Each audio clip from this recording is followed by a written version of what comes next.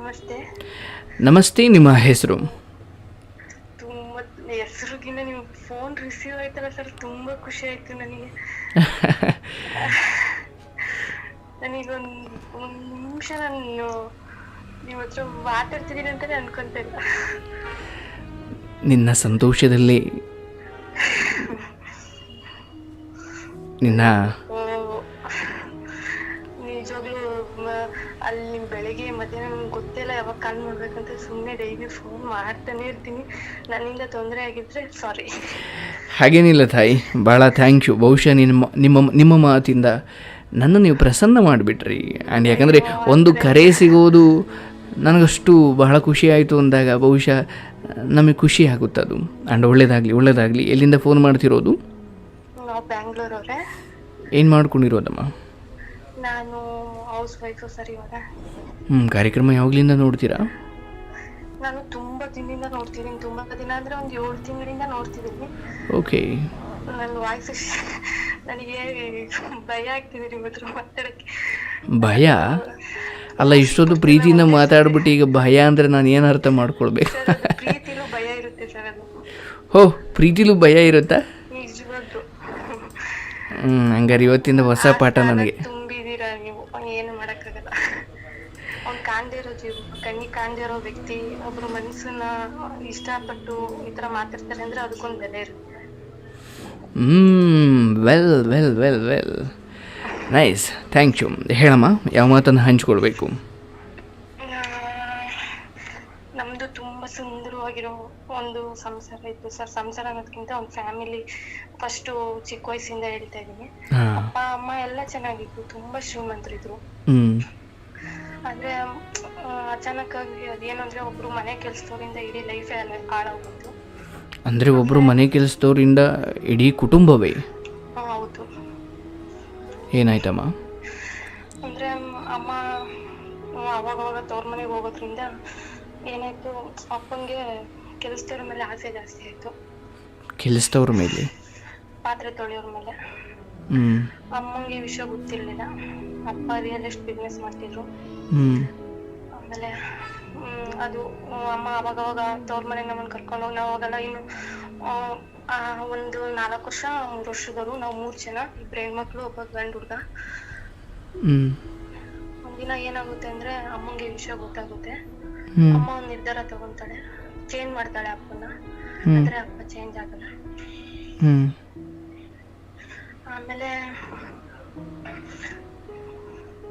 ಆಮೇಲೆ ಅಮ್ಮ ಹೇಳ್ತಾರೆ, ಅಪ್ಪಂಗೆ ಬುದ್ಧಿವಾದ ಹೇಳಕ್ ಸ್ಟಾರ್ಟ್ ಮಾಡ್ತಾರೆ. ಆಮೇಲೆ ಅಪ್ಪ ಹೇಳ್ತಾರೆ, ಇಲ್ಲ ಅವರೇ ನಮ್ಗೆಲ್ಲ ಹಂಗೆ ಹಿಂಗೆ, ನೀವ್ ಅಡ್ಜಸ್ಟ್ ಮಾಡ್ಕೊಂಡು ಹೋಗ್ಬೇಕು.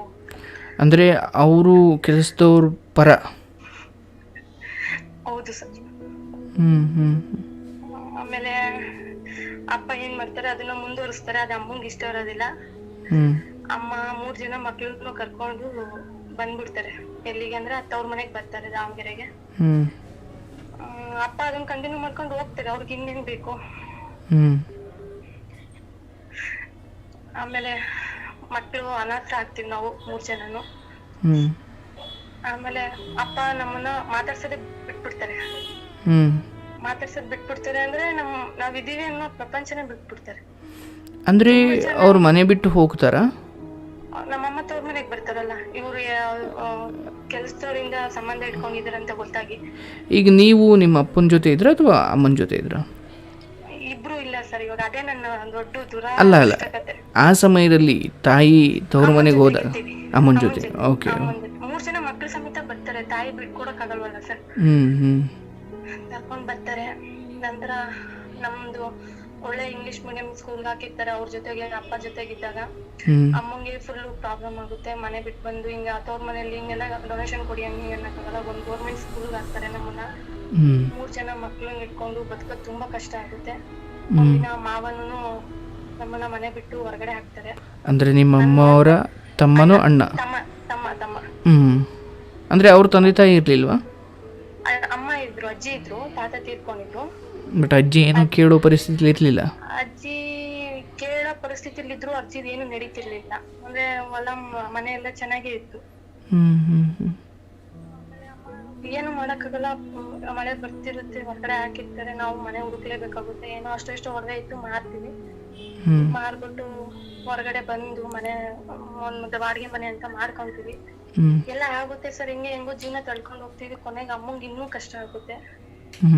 ತನ್ನ ಮಕ್ಳನ್ ತಾನೇ ಅನಾಥಾಶ್ರಮಕ್ಕೆ ಹಾಕೋ ಪರಿಸ್ಥಿತಿ ಬರುತ್ತೆ. ಅಂದ್ರೆ ಇವ್ರು ನಮ್ ರಿಲೇಷನ್ ಮಕ್ಳು, ಅಪ್ಪ ಅಮ್ಮ ಇಲ್ಲ ಇವ್ರಿಗೆ, ದಯವಿಟ್ಟು ಸೇರ್ಸ್ಕೊಳ್ಳಿ. ಯಾಕಂದ್ರೆ ಅಪ್ಪ ಅಮ್ಮ ಇದ್ರೆ ಸೇರ್ಸ್ಕೊಳಲ್ವಲ್ಲ ಅಲ್ಲಿ. ಅಂದ್ರೆ ನಿಮ್ಮ ತಾಯಿನೇ ನಿಮ್ಮನ್ನ ಆ ರೀತಿ ಸುಳ್ಳು ಹೇಳಿ ಅವರು ಅನಾಥಾಶ್ರಮಕ್ಕೆ ಬಿಡ್ತಾರೆ? ಹೌದು. ಆಮೇಲೆ ಅಲ್ಲೂ 2 ವರ್ಷ ಇರ್ತೀವಿ ಸರ್, 3 ಜನ ಮಕ್ಳು.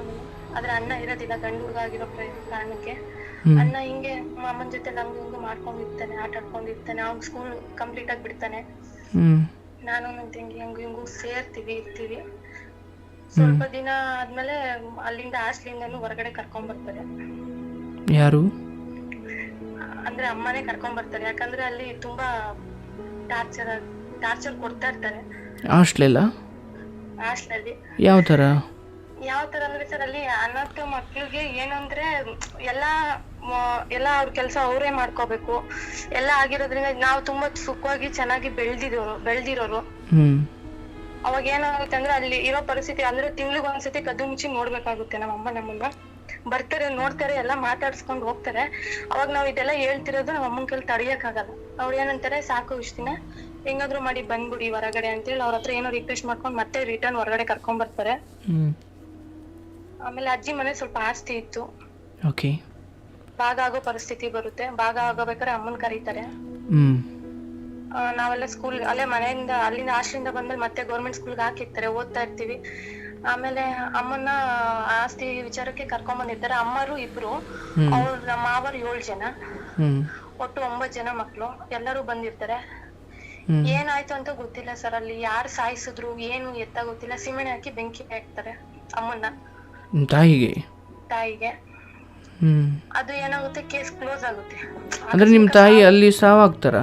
ಹೌದು ಸರ್, ಸತ್ತೋಗ್ತಾರೆ.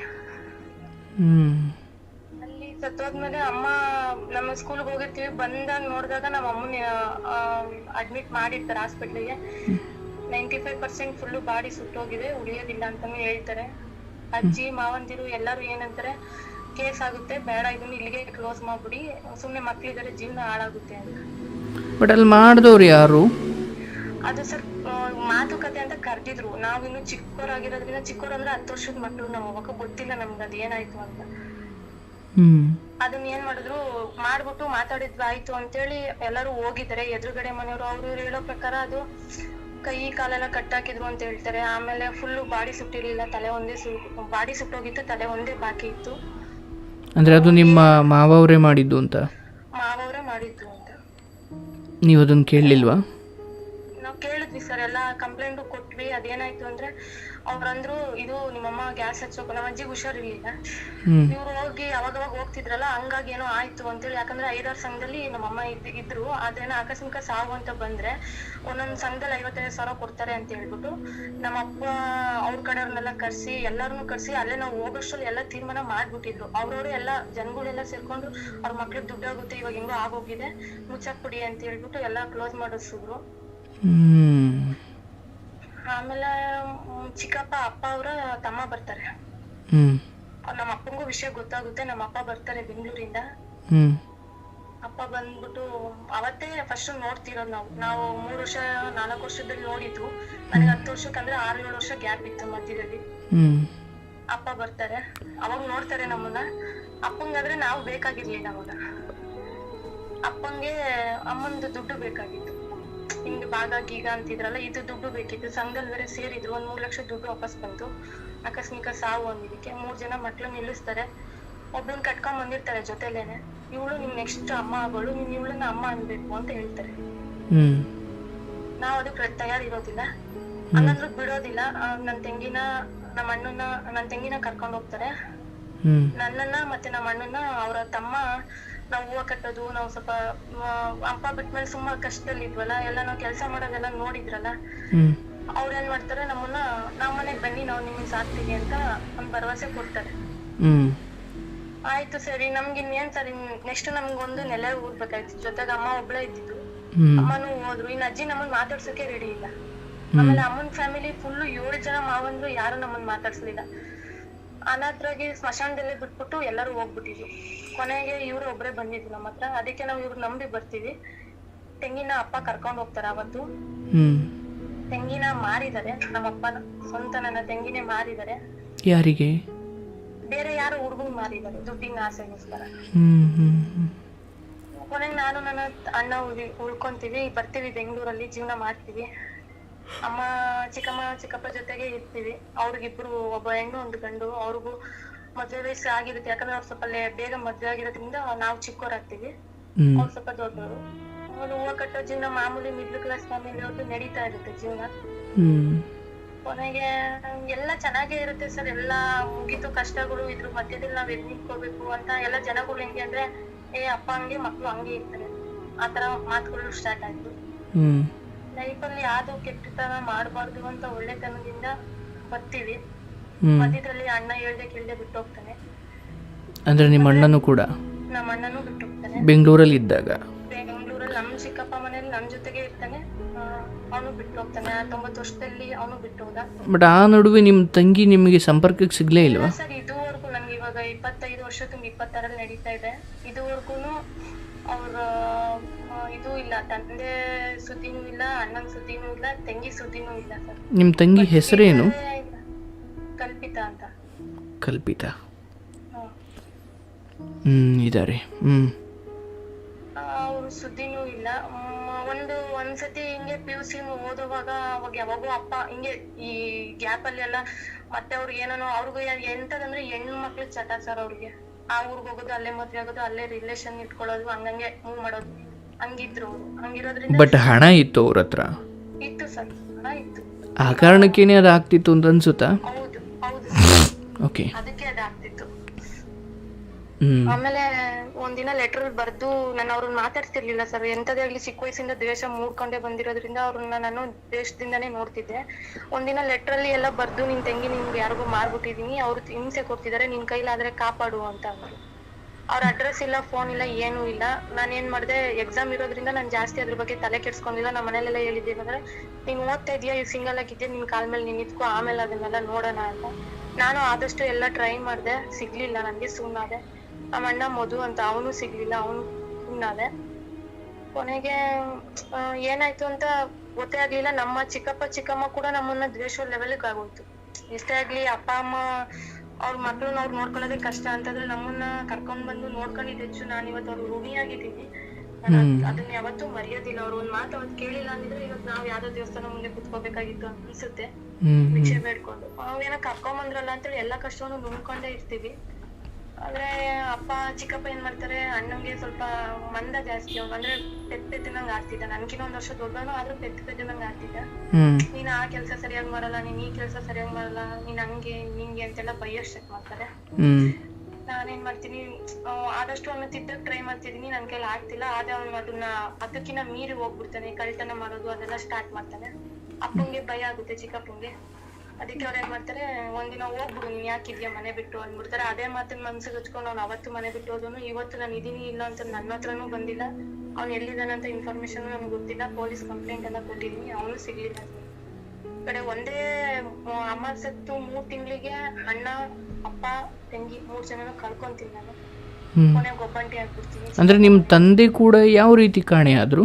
ಹಂಗೆ ಸರ್, ಇವಾಗ ಹೆಂಗ್ 6 ವರ್ಷ ಹೋಗಿದ್ರು ಹಂಗೆ ಹೋಗ್ಬಿಟ್ರು ಅವರು, ಬೇರೆ ಮದ್ವೆ ಆಗಿ. ಬಟ್ ನಿಮ್ದು ಅಂತ ಒಂದು ಮನೆ ಇತ್ತಲ್ಲ, ಅದೆಲ್ಲ ಏನಾಯ್ತು? ನಮ್ದು ಅಂತ ಮನೆ ಇದ್ದಿದ್ದು ನಾವು ಬಾಡಿಗೆ ಕಟ್ಕೊಂಡು ನಾನು ಹೆಂಗಿರ್ಬೇಕು ಸರ್?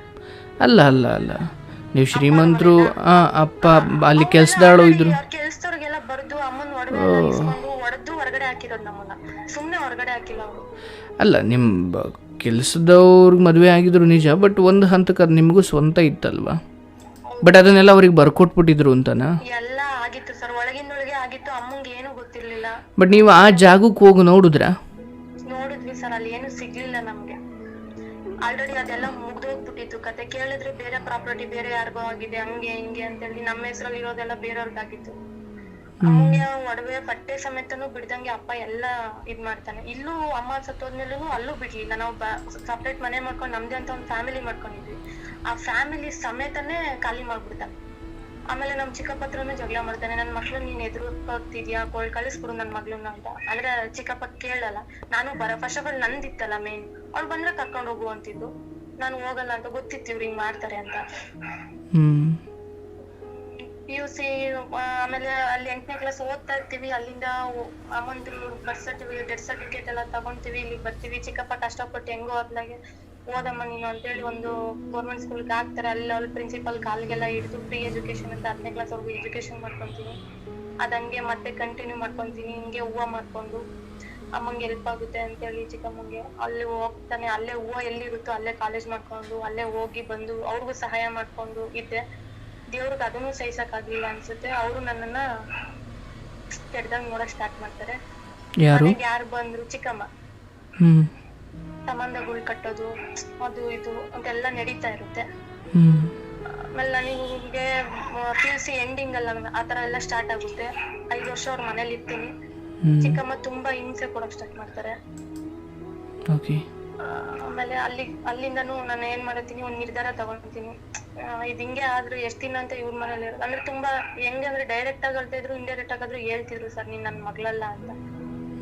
ನನಗ್ ಬುದ್ಧಿ ಬಂದ್ಮೇಲೆ ಇದೆಲ್ಲ ನಡೆದಿರೋದ್ರಿಂದ ಎಲ್ಲ ಒಂಥರ ನನಗ್ ಕಣ್ಣಿಗೆ ಕಟ್ದಂಗೇನಿಲ್ಲ, ಎಲ್ಲ ಕಣ್ಣೆದ್ರು ನಡೀತಾ ಇತ್ತು. ಅಕ್ಕನ್ ಮದ್ವೆ ಆಗುತ್ತೆ, ಅಂದ್ರೆ ಚಿಕ್ಕಮ್ಮನ್ ಮಗಳಗ್ ಮದ್ವೆ ಆಗುತ್ತೆ. ಅವಳು ನನ್ಗೆ ಅಷ್ಟು ಸಪೋರ್ಟ್ ಮಾಡ್ತಿರ್ತಾಳೆ. ಅವಳು ಕೈ ಬಿಟ್ಟು ಹೋಗ್ತಾಳೆ. ಅವಳು ಮದ್ವೆ ಆಗಿ ಗಂಡನ್ ಮನೆಗ್ ಹೋಗಿರ್ತಾಳೆ. ನಾನು ಒಬ್ಳೆ ಆಗ್ಬಿಟ್ಟೆ. ಕೆಲ್ಸ ಜಾಸ್ತಿ ಆಯ್ತು. ಅಮ್ಮಂಗ್ ಅವಾಗ ನಾನು ಸ್ವಲ್ಪ ದೊಡ್ಡಗಳಾಗಿರೋದ್ರಿಂದ ಎಲ್ಲಿ ಇವಳ ಮದ್ವೆನೂ ನನ್ ತಲೆ ಮೇಲೆ ಬಿಟ್ಬಿಡುತ್ತೋ ಅಂತ ಯೋಚನೆ ಬಂತು. ಅದೇ ಸಂದರ್ಭದಲ್ಲಿ ಚಿಕ್ಕಮ್ಮನ ತಮ್ಮ ಇರ್ತಾರೆ, ಅಣ್ಣನ ಮಗ ಇರ್ತಾರೆ. ಅವ್ರು ನಮ್ಗೆ ಅತ್ತೆ ಮಗ ಆಗ್ಬೇಕು. ಅವ್ರದ್ದು ಮಾತುಕತೆ ಬರುತ್ತೆ. ಅಂದ್ರೆ ನಾವ್ ಇಷ್ಟೊಂದ್ ಕಷ್ಟ ಪಡ್ತಿರೋದ್ರಿಂದ ಅವ್ರ ಅಪ್ಪ ಅಮ್ಮನು ನಾವ್ ತಗೊಂತೀವಿ, ನಮಗ್ ಮಾಡ್ಕೊಡಿ ಅಂತಾನು ಮಾತಾಡ್ತಾರೆ. ಅದ್ ಅಲ್ಲಿಗೆ ನಿಂತಿರುತ್ತೆ ಸರ್. ಅಂದ್ರೆ ಇವ್ರ ಮಕ್ಳನ್ ಮಾಡ್ಕೊಂಡಿರ್ಲಿಲ್ಲ, ಚಿಕ್ಕಮ್ಮನ್ ಮಕ್ಳನ್ನ ನನ್ನನ್ನ ಒಪ್ಕೊಂಡ್ಬಿಟ್ರಲ್ಲ ಅನ್ನೋದು ಅವ್ರ ಮನ್ಸಲ್ಲಿ ಇರುತ್ತೆ. ಅವಾಗ ಏನಾಯ್ತು, ನನ್ ಮಗಳಾಗಿಲ್ಲ ಇವಳು ಯಾರೋ ಬಂದ್ ಮದ್ವೆ ಆಗ್ತಿದ್ದಾಳಲ್ಲ ಅಂತ ಅವ್ರ ಮನ್ಸಲ್ಲಿ ಒಂದು ಇದು ಬರುತ್ತೆ. ಅವಾಗಿಂದ ಸ್ಟಾರ್ಟ್ ಆಗುತ್ತೆ ನನಗೆ ಕಷ್ಟ ಕೊಡೋದು. ಅಲ್ಲಿವರೆಗೂ ಏನು ಇರ್ತಿರ್ಲಿಲ್ಲ ಸರ್. ನನ್ನ ಅವ್ರ ಬಗ್ಗೆ ಇದುವರೆಗೂ ನಾನು ಏನು ಅನ್ನಲ್ಲ. ಅಕಸ್ಮಾತ್ ಹಂಗಂದ್ರು ದೇವ್ರು ನನ್ಗೆ ಒಳ್ಳೇದ್ ಮಾಡಲ್ಲ. ತುಂಬಾ ಚೆನ್ನಾಗಿ ನೋಡ್ಕೊಂಡಿದ್ದಾರೆ. ಆದ್ರೆ ಯಾವ್ದೋ ಕೆಟ್ಟಗಳಿಗೆ ಅವ್ರ ಮನ್ಸು ಹೆಂಗ್ ಚೇಂಜ್ ಆಯ್ತೋ ಗೊತ್ತಿಲ್ಲ. ಸಮಯ ಅದ್ ಹಂಗ್ ಮಾಡ್ಬಿಡ್ತು. ನನ್ನಣ್ಣ ಬರ್ದಲ್ಲಿ ಹಂಗ ಇತ್ತೇನೋ ಗೊತ್ತಿಲ್ಲ. ಮುಗೀತು. ಅಮ್ಮನು ಒಂದಿನ ತೊಲಗ್ಬಿಟ್ರೆ ಚೆನ್ನಾಗಿರ್ತಾ ಇತ್ತು, ನೀನು ನಿಮ್ಮಪ್ಪ ಎಲ್ಲ ನಮ್ ತೊಡೆ ಮೇಲೆ ಹಾಕ್ಬಿಟ್ಟು ಅನ್ನೋ ಮಾತು ಬರುತ್ತೆ. ನಾನೇನ್ ಮಾಡ್ತೀನಿ, ಅಕ್ಕ ಮದ್ವೆ ಆಗಿ ಒಂದೇ ವಾರಕ್ಕೆ ಅಲ್ಲ 1 ತಿಂಗಳಿಗೆ ಎಲ್ಲಿ ಹೋಗ್ಬೇಕು ಏನ್ ಮಾಡ್ಬೇಕು ಅಂತ ಗೊತ್ತಿಲ್ಲ ಸರ್. ಕಾಲೇಜ್ ಹತ್ರನೇ ಇರೋ PGಗಳನ್ನೆಲ್ಲ ಸರ್ಚ್ ಮಾಡಿ ಒಂದು PG ಸೇರ್ಕೊಂತೀನಿ. ಪಾರ್ಟ್ ಟೈಮ್ ಕೆಲಸ ಜಾಬು ತಗೊಂತೀನಿ. ಅಲ್ಲೆಲ್ಲ ಹುಡುಕ್ತೀನಿ. ಕೆಲಸ ತಗೊಂಡು ಒಂದು PGಲಿ ಇಟ್ಕೊಂಡು ಡಿಗ್ರಿ ಕಂಪ್ಲೀಟ್ ಮಾಡ್ತೀನಿ. ಡಿಗ್ರಿ ಕಂಪ್ಲೀಟ್ ಮಾಡಿ ತುಂಬಾ ಕಷ್ಟಪಟ್ಟು ಎಲ್ಲ ಮಾಡ್ಕೊಂಡಿರ್ತೀನಿ. ಇದು ಡಿಗ್ರಿ 2nd ಇಯರ್ ಅಲ್ಲಿ ಅವ್ರ ತಮ್ಮಂಗೂ ನನ್ಗೂ ಮಾರ್ಚ್ ಸ್ಟಾರ್ಟ್ ಆಗುತ್ತೆ. ಅಂದ್ರೆ ಒಪ್ಕೊಂಡಿದ್ರಲ್ಲ ಇವ್ರ ಅಪ್ಪ ಅಮ್ಮ ಅವ್ರಪ್ಪ ಅಮ್ಮ. ಸರಿ ಆಯ್ತು ಅಂತೇಳಿ ನಮ್ಗೆ ಒಬ್ರು ಆಶ್ರಯ ಬೇಕೇ ಬೇಕು ಅನ್ನೋ ಪರಿಸ್ಥಿತಿ ಹಂಗ್ ಬಂದ್ಬಿಡ್ತಲ್ಲಿ. ಸರಿ ಆಯ್ತು ಅಂತೇಳಿ ಅವ್ರನ್ನ ನಾನು ಒಪ್ಕೊಂಡು, ಅವ್ರು ನನ್ನನ್ನು ಒಪ್ಕೊಂಡು, ಮೇನ್ ಆಗಿ ಅವ್ರು ನನ್ನನ್ನು ಒಪ್ಕೊಂಡಿದ್ದು. ಇನ್ನು ಬೇರೆಯವ್ರಾಗಿದ್ರೆ ಇನ್ನೂ ಸಂಶಯ ಪಟ್ಬಿಡೋರು. ಬೇರೆ ರೂಮ್ ಮಾಡ್ಕೊಂಡಿದ್ಲು, ಈ ಬೆಂಗಳೂರಲ್ಲಿ ಒಂದು ಹುಡುಗಿ ರೂಮ್ ಮಾಡ್ಕೊಂಡಿದ್ದಾಳೆ ಅಂದ್ರೆ ಅನುಮಾನ ಬೀಳ್ತಾರೆ. ಇವ್ರು ಗೊತ್ತಿರೋರಾದ್ರೆ ಏನು ಇದ್ ಮಾಡಲ್ಲ ಅನ್ನೋ ಭರವಸೆಯಿಂದ ಇವ್ರನ್ನ ನಾನು ಒಪ್ಕೊಂಡು ಅವ್ರೊಂದ್ ಸ್ವಲ್ಪ ಹೆಲ್ಪ್ ಮಾಡ್ತಾರೆ. ಡಿಗ್ರಿ ಕಂಪ್ಲೀಟ್ ಮಾಡ್ಕೊಂತೀನಿ. ಅದಾದ್ಮೇಲೆ ಮದ್ವೆ ಆಯ್ತು. ಮದ್ವೆ ಆದ್ಮೇಲೆ ಮನೆಗ್ ಬಂದಿದೀನಿ. ಮದ್ವೆ ಆಗಿ ಇವಾಗ 3 ವರ್ಷ ಆಯ್ತು ಸರ್. ಒಬ್ಬ ಪಾಪು ಇದಾನೆ. ಆದ್ರೆ ನನಗೆ ಇವಾಗ ಬಂದಿರೋ ಕಷ್ಟ ಏನಂದ್ರೆ, ನನಗೆ ಯಾವ್ದು ಕಷ್ಟ ಅಂತ ಅನ್ಸಿಲ್ಲ. ಅವಾಗ ಆ ಕ್ಷಣಕ್ ನನ್ಗೆ ಹಂಗ ಅನ್ಸಿದ್ರು. ಒಂದ್ ಸ್ವಲ್ಪ ತತ್ಬಿಟ್ಟು ಸುಮ್ನೆ ಆಗ್ಬಿಡ್ತೀನಿ. ಏನು ಅಂದ್ರೆ ಚಿಕ್ಕಮ್ಮನಿಂದ ಅವತ್ತಿಂದನೂ ಇವತ್ತವರೆಗೂ ನನಗೆ ಹಿಂದೆಗಡೆ ಚುಚ್ತಾನೇ ಇದಾರೆ. ಡೈರೆಕ್ಟ್ ಆಗಿ ಅವ್ರಿಗೆ ನಾನಿರೋದನ್ನ ಅವ್ರು ನೋಡಕ್ ಆಗ್ತಿಲ್ಲ. ಅವ್ರಿಗೆ ಅವ್ರ ಮಗಳನ್ನ ಚೆನ್ನಾಗ್ ಒಂದ್ ಕಡೆ ಕೊಡ್ಲಿಲ್ಲ ಅನ್ನೋದೊಂದ್ ಭಾವನೆ. ಹೊಲ ಮನೆ ಎಲ್ಲ ಇದೆ, ಆದ್ರೆ ಅವಳು ನನ್ನಷ್ಟು ಸುಖವಾಗಿಲ್ಲ ಅನ್ನೋದ್ ಭಾವನೆ. ಅಥವಾ ನನ್ನ ಅಣ್ಣನ ಮಗ್ಳಿಗೆ ಇವಳು ಹೋಗ್ಬಿಟ್ಲಲ್ಲ, ನನ್ ಮಗ್ಳು ಹೋಗ್ಬೇಕಾಗಿರತ್ತೆ ಒಂದ್ ಭಾವನೆ. ಹಿಂದೆಗಡೆ ನಮ್ಮ ಮನೆಯವ್ರ ಅಣ್ಣನ ಹೆಂಡ್ತಿಗೆ ಏನೇನೋ ಹೇಳ್ಕೊಡೋದು ನನ್ ಬಗ್ಗೆ. ಆಮೇಲೆ ಅವರು ನನ್ ಮೇಲೆ ಕೋಪ ಮಾಡ್ಕೊಳ್ಳೋದು, ಅದನ್ನೆಲ್ಲಾನು ಸ್ಪ್ರೆಡ್ ಮಾಡೋದು. ಜೊತೆಗೆ ಜಾಯಿಂಟ್ ಫ್ಯಾಮಿಲಿಯಾಗಿ ಇದ್ವಿ ನಾವು. ಮದ್ವೆ ಆದ್ಮೇಲೆ ಅಣ್ಣ ತಮ್ಮ ಜೊತೆಗೆ ಇದ್ರು. ಅದೇನೋ ಮಾತುಕತೆಯಿಂದ ಅವ್ರು ಏನೇನೋ ಹೇಳ್ಕೊಟ್ಟು ನನ್ ಮೇಲೆ ಏನೋ ಕೆಟ್ಟ ಭಾವನೆಯಿಂದ ಬಂದು ಅವರು ದೂರ ಆದ್ರು. ಇವಾಗ ನಾವು ಸಿಂಗಲ್ ಆಗಿದ್ದೀವಿ. ಪ್ರೆಗ್ನೆಂಟ್ ಅಲ್ಲಿ ಆ ಟೈಮಲ್ಲಿ 5 ತಿಂಗಳು ಪ್ರೆಗ್ನೆಂಟ್ ನಾನು. ಅವ್ರು ಬಿಟ್ಟು ಹೋಗ್ತಾರೆ ನನ್ನ. ಒಬ್ಳೆ ಇರ್ತೀನಿ, ಒಬ್ಳೆ ಎಲ್ಲ ಮಾಡ್ಕೊಂತೀನಿ. ಏನೋ ದೇವ್ರ ತರ ಅತ್ತೆ ಮಾವ, ಅಪ್ಪ ಅಮ್ಮನ ತರ ಅತ್ತೆ ಮಾವ ಸಿಕ್ಕಿದ್ದಾರೆ. ಚೆನ್ನಾಗಿದ್ದೀನಿ. ಇವ್ರದಿನ್ನೂ ಆಸೆ ಎಲ್ಲಿಗ್ ನಿಲ್ಲುತ್ತೆ ಅಂತಾನೆ ಗೊತ್ತಾಗ್ತಿಲ್ಲ. ಅಂದ್ರೆ ಇನ್ನು ಎಷ್ಟು ಕಷ್ಟ ಕೊಡ್ಬೇಕು, ಇವತ್ತಿಗೆ ನಿಲ್ಸಲ್ವಲ್ಲ. ಈಗ್ಲೂ ನನ್ನಿಂದ ಏನಾದ್ರು ಮಾತಾಡ್ತಾನೆ ಈ ಕ್ಷಣಕ್ಕೂ. ಅಂದರೆ ನೀವು ಮಾತಾಡ್ತಿರೋದು ಅರ್ಥಾತ್ ನೀವು ದೂಷಿಸ್ತಾರೆ ನಿಮ್ಮ ಚಿಕ್ಕಮ್ಮನ ವರ್ತನೆಯ ಬಗ್ಗೆ. ಹೌದು ಸರ್. ಈಗ ಹಬ್ಬ ಅಂದರೆ ಏನು ಮಾಡ್ಬೋದು ಅವರು? ಅದೇ ಸರ್ ಈ ತರ ಹಿಂದೆಗಡೆ ಮಾತಾಡಿ, ಇವಾಗ ನಮ್ಮ ಫ್ಯಾಮಿಲಿ ಜಾಯಿಂಟ್ ಫ್ಯಾಮಿಲಿ ಈಗ ಸರಿ ಅಮ್ಮ, ಈಗ ಯಾರೋ ಹೇಳ್ಕೊಟ್ರು ಅನ್ನೋದಕ್ಕಿಂತ ಯಾರೋ ಕೇಳಿದ್ರು ಅನ್ನೋದು ಸತ್ಯ, ಹೌದಲ್ವಾ? ಹೌದು. ನೀನು ಆ ದೃಷ್ಟಿಯಲ್ಲಿ ನೋಡು. ನನ್ನ ತಲೆಗೂ ಹಚ್ಕೊಂತಿಲ್ಲ ಸರ್, ಆದ್ರೆ ಇದು ಯಾವಾಗ ನಿಲ್ಲುತ್ತಿದ್ದು? ನೀನು ನೋಡಮ್ಮ, ನೀನು ನಿಲ್ಲಿಸೋದ್ರ ಬಗ್ಗೆ ಮಾತಾಡಬೇಡ. ನೀನು ಮಳೆ ಯಾವಾಗ ನಿಲ್ಲುತ್ತೆ, ಗಾಳಿ ಯಾವಾಗ ನಿಲ್ಲುತ್ತೆ ಅದ್ರ ಬಗ್ಗೆ ನಿನಗೆ ಅರಿವಿದೆಯಾ? ಬರೋದಷ್ಟೇ ನಿನಗೆ ಗೊತ್ತು. ಬರೋದು ಗೊತ್ತು ಅನ್ನೋ ಮೀನ್ಸ್ ಯಾವ ಕ್ಷಣಕ್ಕೆ ಬರೋದು ಅಂತ ಗೊತ್ತಿಲ್ಲ, ಬಟ್ ಮುನ್ಸೂಚನೆ ಅಂತೂ ಗೊತ್ತಷ್ಟೇ ನಿನಗೆ. ಹಾಗಾಗಿ ನಿನ್ನ ಈ ಕಷ್ಟಗಳನ್ನು, ಅಥವಾ ಈಗ ನೀನು ಎಂತೆಂಥ ಕಷ್ಟಗಳು ನೋಡಿ ಬಂದಿರೋ ಹೆಣ್ಣು ಅಂದರೆ ಬಹುಶಃ ನೀನು ಇಲ್ಲಿವರೆಗೂ ಬದುಕಿದ್ದೀಯಲ್ಲ, ಅದು ನಿನ್ನ ಇಚ್ಛಾಶಕ್ತಿ. ನಿನ್ನಂಥ ಹೆಣ್ಣು ಮಕ್ಕಳು ಜಗತ್ತು, ಈಗ ಒಂದು ರೂಮ್ ಮಾಡ್ಕೊಂಡಿದ್ದಾಗ ಜಗತ್ತು ಸಾವಿರ ಹೇಳ್ಬೋದು, ಆದರೆ ನಿನ್ನ ಒಳಗಿನ ಆ ಶಕ್ತಿ ಆ್ಯಂಡ್ ಯಾವ್ಯಾವ ಪರಿಸ್ಥಿತಿಗಳನ್ನ ನೋಡಿ ಬದುಕು ಚೆನ್ನಾಗಿದ್ದ ಸಮಯದಲ್ಲಿ ತಂದೆ ಒಂದು ಅನೈತಿಕ ಸಂಬಂಧವನ್ನು ನೋಡಿಕೊಂಡು ನಿಮ್ಮನ್ನು ಅಮ್ಮನನ್ನು ಆಚೆ ಹಾಕ್ತಾರೆ, ಆ್ಯಂಡ್ ಅಮ್ಮನ ತವ್ರ ಮನೆಯವ್ರು ಕರ್ಕೊಂಡು ಹೋಗ್ತಾರೆ, ಅವರು ಆಚೆ ಆಗ್ತಾರೆ. ಆಮೇಲೆ ಒಂದು ಆಸ್ತಿ ಭಾಗ ಅಂತ ಬಂದಾಗ ತಾಯಿನೇ ಕೊಲ್ತಾರೆ, ಅದು ಯಾರು ಕೊಂದ್ರೂ ಗೊತ್ತಿಲ್ಲ, ಕೊಲ್ತಾರೆ. ಆನಂತರ ತಂದೆ ದೂರ ಆಗೋದು, ತಮ್ಮ ದೂರ ಆಗೋದು, ತಂಗಿ ದೂರ ಅಥವಾ ಅಣ್ಣ ದೂರ ಆಗೋದು, ತಂಗಿ ದೂರ, ಇವೆಲ್ಲವನ್ನು ನೋಡ್ಕೊಂಬಂದಿರೋ ಒಂದು ಹೆಣ್ಣು. ಬಹುಶಃ ಇವತ್ತು ನಾನು ತುಂಬ ಹೆಮ್ಮೆಯಿಂದ ಹೇಳ್ತೀನಿ, ಅಥವಾ ತುಂಬ ಧೈರ್ಯವಾಗಿ ಹೇಳ್ತೀನಿ, ನಿನ್ನ ರೀತಿಯ ಕಷ್ಟಗಳನ್ನು ಅನುಭವಿಸಿರೋ ನಾನು ಇಲ್ಲಿವರೆಗೂ ಒಂದು 4-5 ಜನರಷ್ಟೇ ನೋಡಿದ್ದೀನಿ.